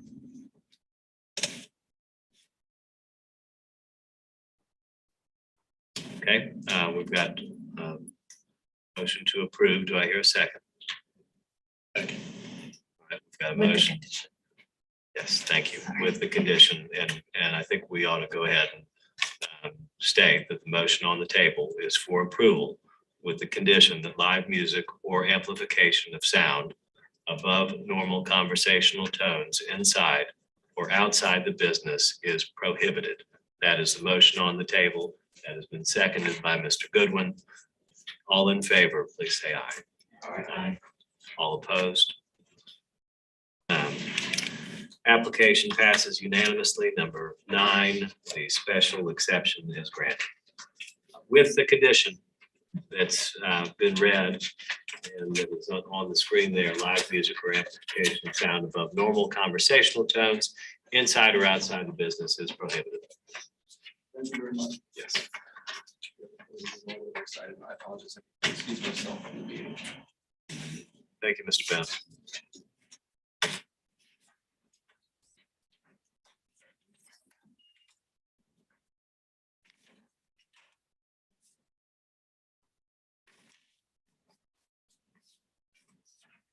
The next item is number 10 on the agenda, 100 Farmfield Avenue, Farmfield, TMS number 349-11-00-070, application number 2204-19-A10, request variance from section 54-301 to allow construction of a 2.5-story residence with a 46-foot total height limitation, 42.5 feet, 2.5 stories. Request, second variance request variance from section 54-301 to allow construction of a detached accessory building with a 35-foot front setback, 60 feet required, zoned SR1. Owners are Ruthie Ravenel and Chris Welch. Applicant is Kirsten Shuttlecoat. Shuttlecotti, okay. Mr. Batchelder, please. So this is a residential property along Farmfield Avenue. Back part of, or the extension of Farmfield Avenue. See on this map that this property has a odd shape to it.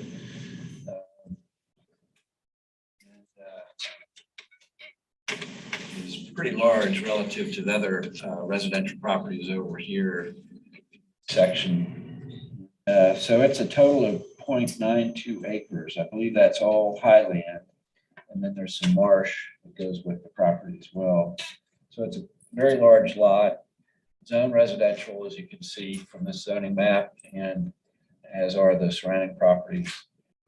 These are all large lots at the back of Farmfield and have single-family homes, typically large single-family homes on them. And that's what's being proposed on this lot. An aerial view showing the property. Applicant's materials. Now, I didn't abbreviate this presentation, and there are a lot of slides, so I'm going to move through these fairly quickly, and we can go back if the applicant wants to, board wants to. But so this is the image of the proposed house that would go on this lot, and you can see it's a very grand, large home. This is a large lot, like I said, so it's a large home on a large lot. And then they also want to have this accessory building over here, which you'll see on the site plan. This is the site plan right here. And so they're working around grand trees. They're working around the odd shape of the property, putting the home in a location where it meets the setback requirements. There's no issue there. But the issue with the main house is the height. And then the accessory building over here has an issue with setbacks from the front property line. Again, image of the floor plans on the property, the proposed house. The floor plans detail elevations. So this property is in a flood zone. And the base flood elevation that is required is 6 feet 2 inches above the slab. So the slab goes on the ground. You got to elevate the first floor at least 6 feet 2 inches above that slab to meet the FEMA requirements plus the city's 2-foot freeboard requirements. And so typically people want to go ahead and extend that crawl space and make it a actual garage space, storage space down there that they can use. And that's what they have here. Then you've got a 2.5-story house on top of that. 2.5 stories is what's permitted above that ground level that's in a flood zone. And because of the size of the house and it's got a gable roof, that the overall height of the house ends up being fairly tall. In this case, the zoning ordinance permits, with credit for the flood zone elevation, permits 42.5 feet of height measured from the street elevation to the highest point of the roof. But they are requesting a total height of 46 feet, so roughly 4.5 feet over that height limit. And again, as you'll see in these images, that the house is quite large, quite grand, and that's typical of what you have back here. And so it ends up being a tall house because of those reasons.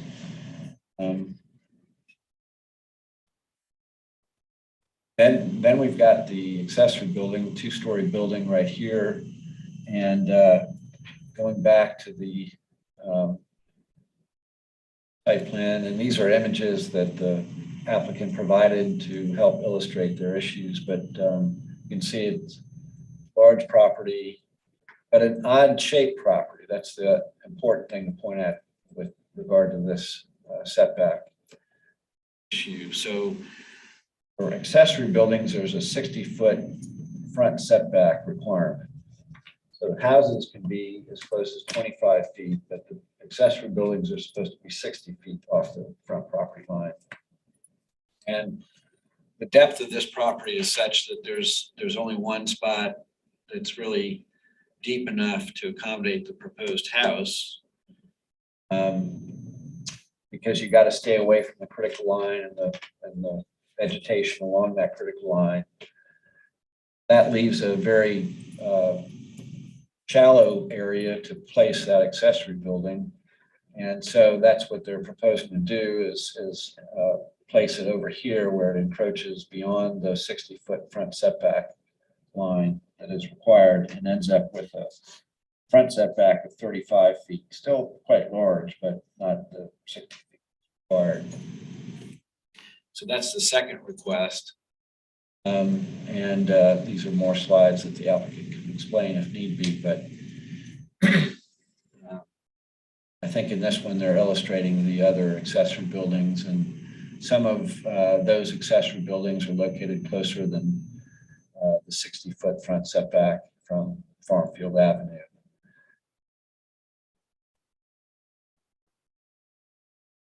More images of that. And the height increase, so this illustrates the base flood elevation requirement here. And they're elevating a few more feet to make this a usable garage storage area under the house. And they end up with an overall height of 42 feet, or 46.5 feet rather, or 46 feet. So these are other homes in that end of Farmfield Avenue. And you can see that they're all, this is the proposed house right here. The other homes are quite grand as well. This is the oldest home back there. This is individually listed on the National Register of Historic Places. I actually measured the height using aerial imagery that the city pays for with a system that allows us to actually measure building heights. And I've found that it's very accurate. I simply measured that building height and came out with 46 feet exactly. And I'll have an image of that. And the applicant was able to obtain some height information for this house, which is a neighboring property in the Farmfield Avenue. And you can see that it exceeds the 46-foot height limit with this architectural feature up here, top of the roof. So this is my measurement using the, we call it pictometry, and it allows us to take oblique images of or views of buildings and locations, and then using measuring tools on that system, we can come up with accurate measurements for building height. So all I did was extend that gable roof out. That's the blue line shown here. And then I measured from that line straight down to the bottom of this elevation of the building, and came up with 46 feet. And so all of that just, to me, illustrates that the request is not out of character with the immediate area around it, the homes in the immediate area around. This is the home that's individually listed on the National Register of Historic Places, and I think it's 112 Farmfield Avenue. That is the other home that the applicant listed as the home that actually exceeds 46 feet with that architectural feature on top. And then I asked for some additional information, actual measurements of the side setbacks of this proposed home. And so this site plan illustrates what the actual or the proposed setbacks are from the side property lines. And here's a blow up of that.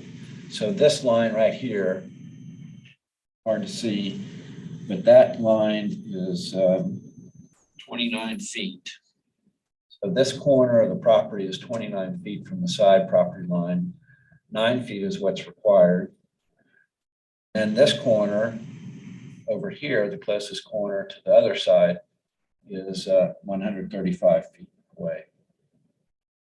And I wanted to show this and talk about this briefly because there is a provision in the ordinance, and this is an old provision going back to before the 1970s when the flood zone elevation requirements were adopted and buildings had to be elevated, but it allows homes to have 5 additional feet in height if they double the required, or for every 2 feet of additional side setback beyond the minimum.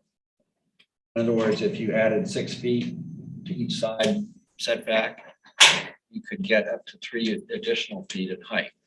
And in this case, they're adding quite a bit of additional height, but that exception also had a limit of 40 feet.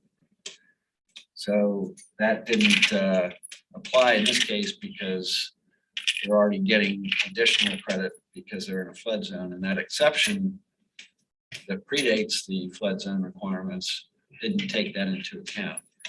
So talking about a 4.5 foot increase over what's allowed, and with the additional width on the side setbacks and the other surrounding properties that have homes that are grand and tall and in the range that is being here, I think that height request seems reasonable to me. And on the setback issue for the accessory building, again, the shape of the property, I think, does present some challenges on how to build on this lot, which is, again, almost an acre in size. So those reasons, I'm supportive of this request. I I know that there's a neighbor here who might have other thoughts on that, but we'll see. And the applicant is here as well. So, okay. So the city recommends approval of item number 10. And so if anyone's here in opposition to number 10, just raise your hand so that I know you're here. Thank you. And then we'll hear from the applicant. Yes, since I was chairman, I don't have a problem with the big house. I just want to make that. Okay, sure. And we'll hear from you in just a moment. Let's hear from the applicant first. Hi, my name is Kirsten Shavakati with MHK Architecture. Rosie Ravenel is here too, homeowner. I actually think Lee did a phenomenal job describing the project. I think the only thing maybe that could be of concern to a neighbor is the detached structure, which is where a place for Ruthie's mother-in-law who lives in Connecticut. But as far as the description of the two variance requests, I think we covered. All right, Ms. Ravenel, do you want to say anything or? No, I'm here to answer questions. Okay, all right, so we have gentlemen here in opposition. Please state your name for the record and your address. My name is Jimmy Bailey. And Lee, would you put up the tax map of the neighborhood, please? I live at 1121 Marvin Court.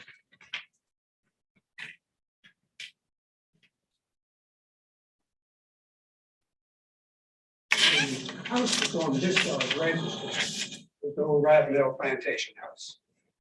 So when Lee talks about the immediate vicinity, he's talking about the plantation house, like the Ravenels have two houses, and then the doctor has another house. These are pretty much separated from the neighborhood itself. So when he talks about the houses, the main house that's being proposed being the typical of the area, he's only talking about this area. He's not talking about what the Ravenels developed all along here. Now, I welcome that beautiful house. I really do. I think that's wonderful. It fits in there. My concern is, let me back up and say this. I used to sit on this board, so I understand the discussions you will have, and quite often you will have to scratch your head and make some serious decisions. I think this board probably is the most important board in the city of Charleston when you deal with issues of livability, zoning, and what have you. And if you saw for the first time what we put up on the board in the beginning about a variance, you had variance requests tonight and you had special stipulations. Variances are a different animal. To read the variance, so for someone to get a variance approved, you've got to decide, or the applicant has got to satisfy 4 different things. 4. Got to do that. And it's, we had them on the board earlier. Here's my concern with this, actually. First of all, Henry Fishman used to sit on this board with me. And he used to say quite often that it sounds to me like you're trying to put a size 12 foot and a size 10 shoe. And so all the variances that you dealt with tonight typically dealt with lots that were recorded before even the zoning ordinance was passed for the city of Charleston. It was all narrow, long lots typically. These lots have all been approved since the zoning regulations came into place. So here's my concern about this accessory dwelling. If you could put a stipulation that it can't be rented or short-term bed and breakfast and things like that, I'm comfortable. But you've got to make the decision on whether they meet the hardship requirements. That would be my concern, is mother-in-law wants to come down, that's fine. We will welcome to the neighborhood. What we don't want is only one rental unit in the whole neighborhood. We don't want another one, and particularly short-term. Thank you, Mr. Bailey. Thank you. Any rebuttal from Ms. Ravenel or her architect? Speak to that. My dad was on the short-term rental task force, so I know all about the rules. I understand. Yeah, this property does not qualify under any terms for the short-term rental, so we've never planned to do that. There's not a kitchen in there. There's not anything in there. It's gonna be a guest house, so that's right. So, Ms. Ravenel, you wouldn't be opposed to that condition being placed on your motion for the variance? Absolutely, no short-term rentals. I mean, it's not allowed, so, but that's a great stipulation. I'm happy to go. All right. Anybody else here to speak on this application number 10 today? All right, public hearing portion is closed. Any discussion among the board members here?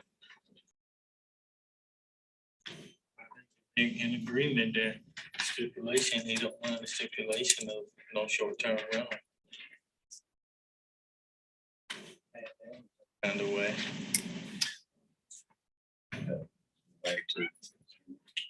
The way to add it would be through a motion. I make a motion that we add that, short-term rental.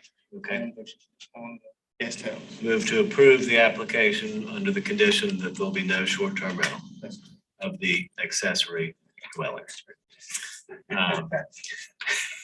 All right, so I hear that as the motion. Do I hear a second? All right, all in favor? Aye. Aye.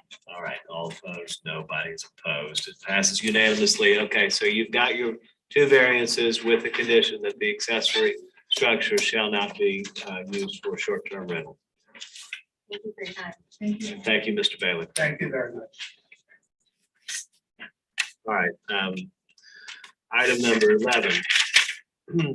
651 King Street, Cannonboro, Elliottboro, application number 2204-19-A11. Request variance from section 54-317 to allow restaurant use first floor with 800 square feet of inside patron use area and one residential unit, second and third floors, without providing off-street parking spaces, 8 spaces required. Zoned GB, general business, owner William H. Orange, applicants Greg Smith and Scott K. Mr. Batchelder.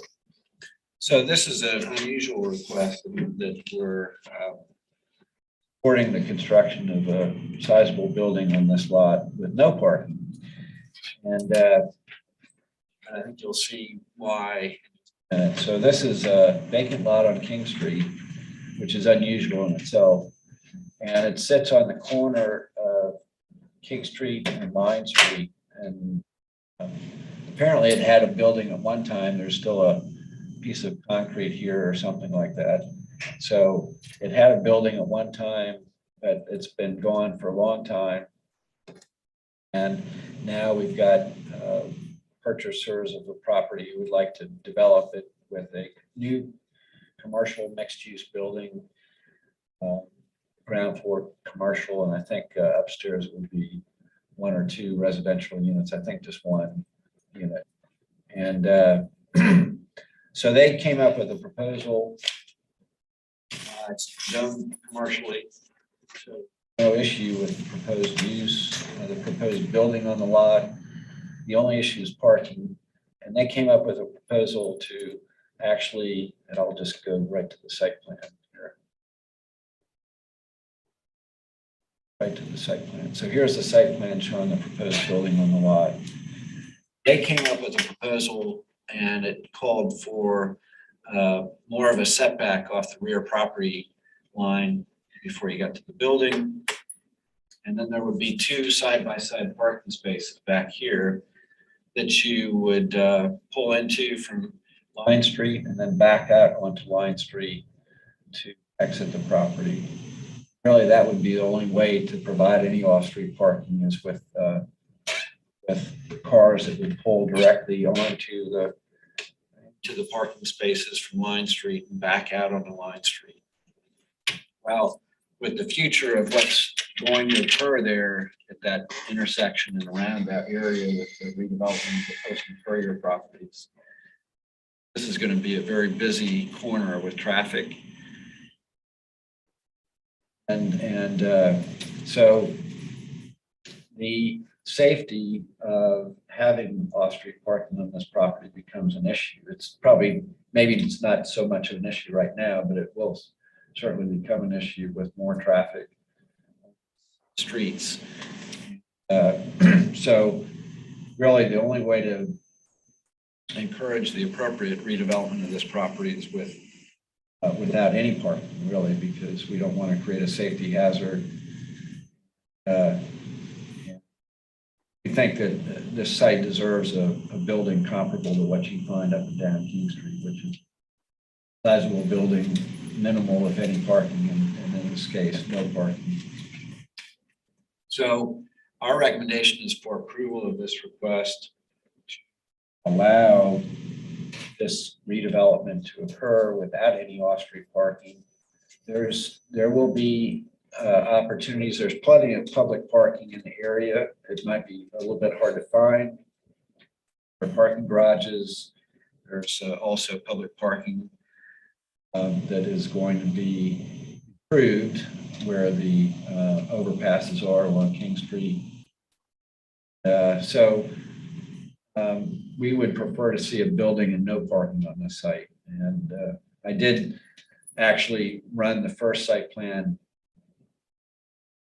parking by a representative in the Department of Traffic and Transportation for the city. And they said that they did not want to see any parking either because of the safety. So we think that this is a reasonable request. And the building that would go in there would be comparable to what's around this site. And yeah, these were the two parking spaces that were in the original proposal. So those reasons, we recommend approval of this request. All right. Is there anybody here tonight, and if you're here in opposition to item number 11 for 651 King, could you just raise your hand, please? No one's here in opposition for number 11. Okay. Well, having a recommendation from the city and no opposition, do I hear a motion?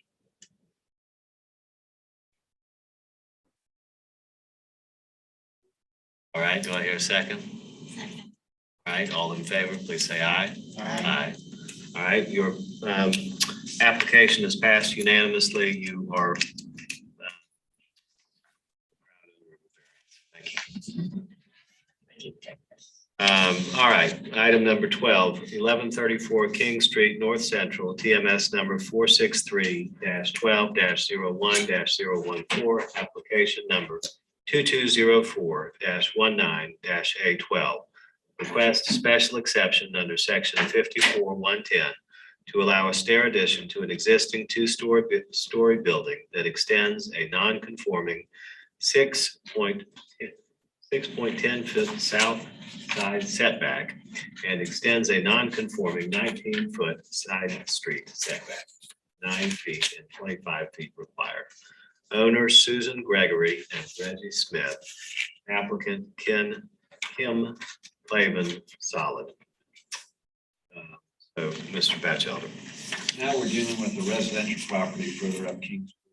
This is a very minor request, almost borderline whether we would bring it before the board, but felt like we didn't have a choice. You never know, so that's what we did. But this is the zoning map. It shows the building, the main house, and this accessory building back here. And the request concerns a stair addition to that rear accessory building that exists on the property. So here's another view. This is the accessory building on the property, and these are just letters or signatures from people who are fine with this request. They've reviewed it.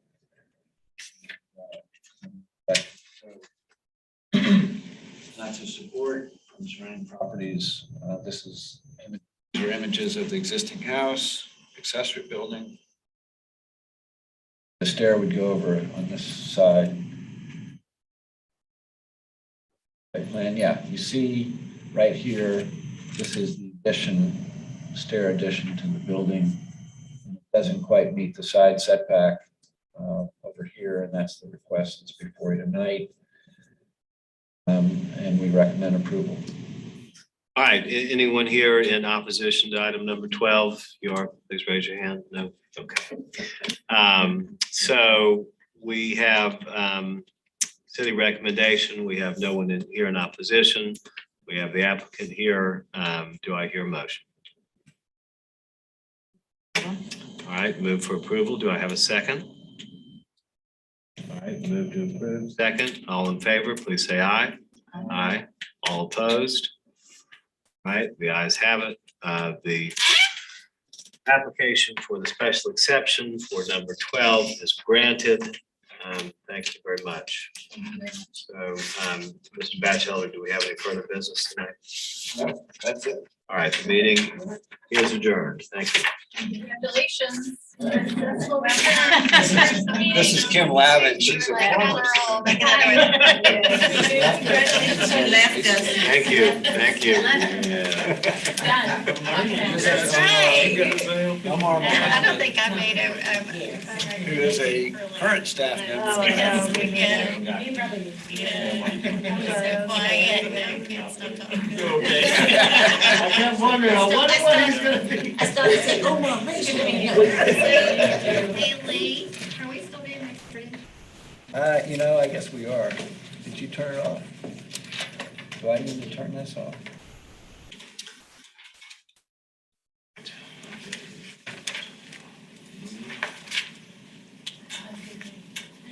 Nice to see you. Well, you were a star. Oh, well, thank you. We'll see. I was. I'm sure I can. Because I thought you were calling roll and then you said hey, and I was like, what's going on? I just kept staring at y'all like. So, so if there isn't honestly.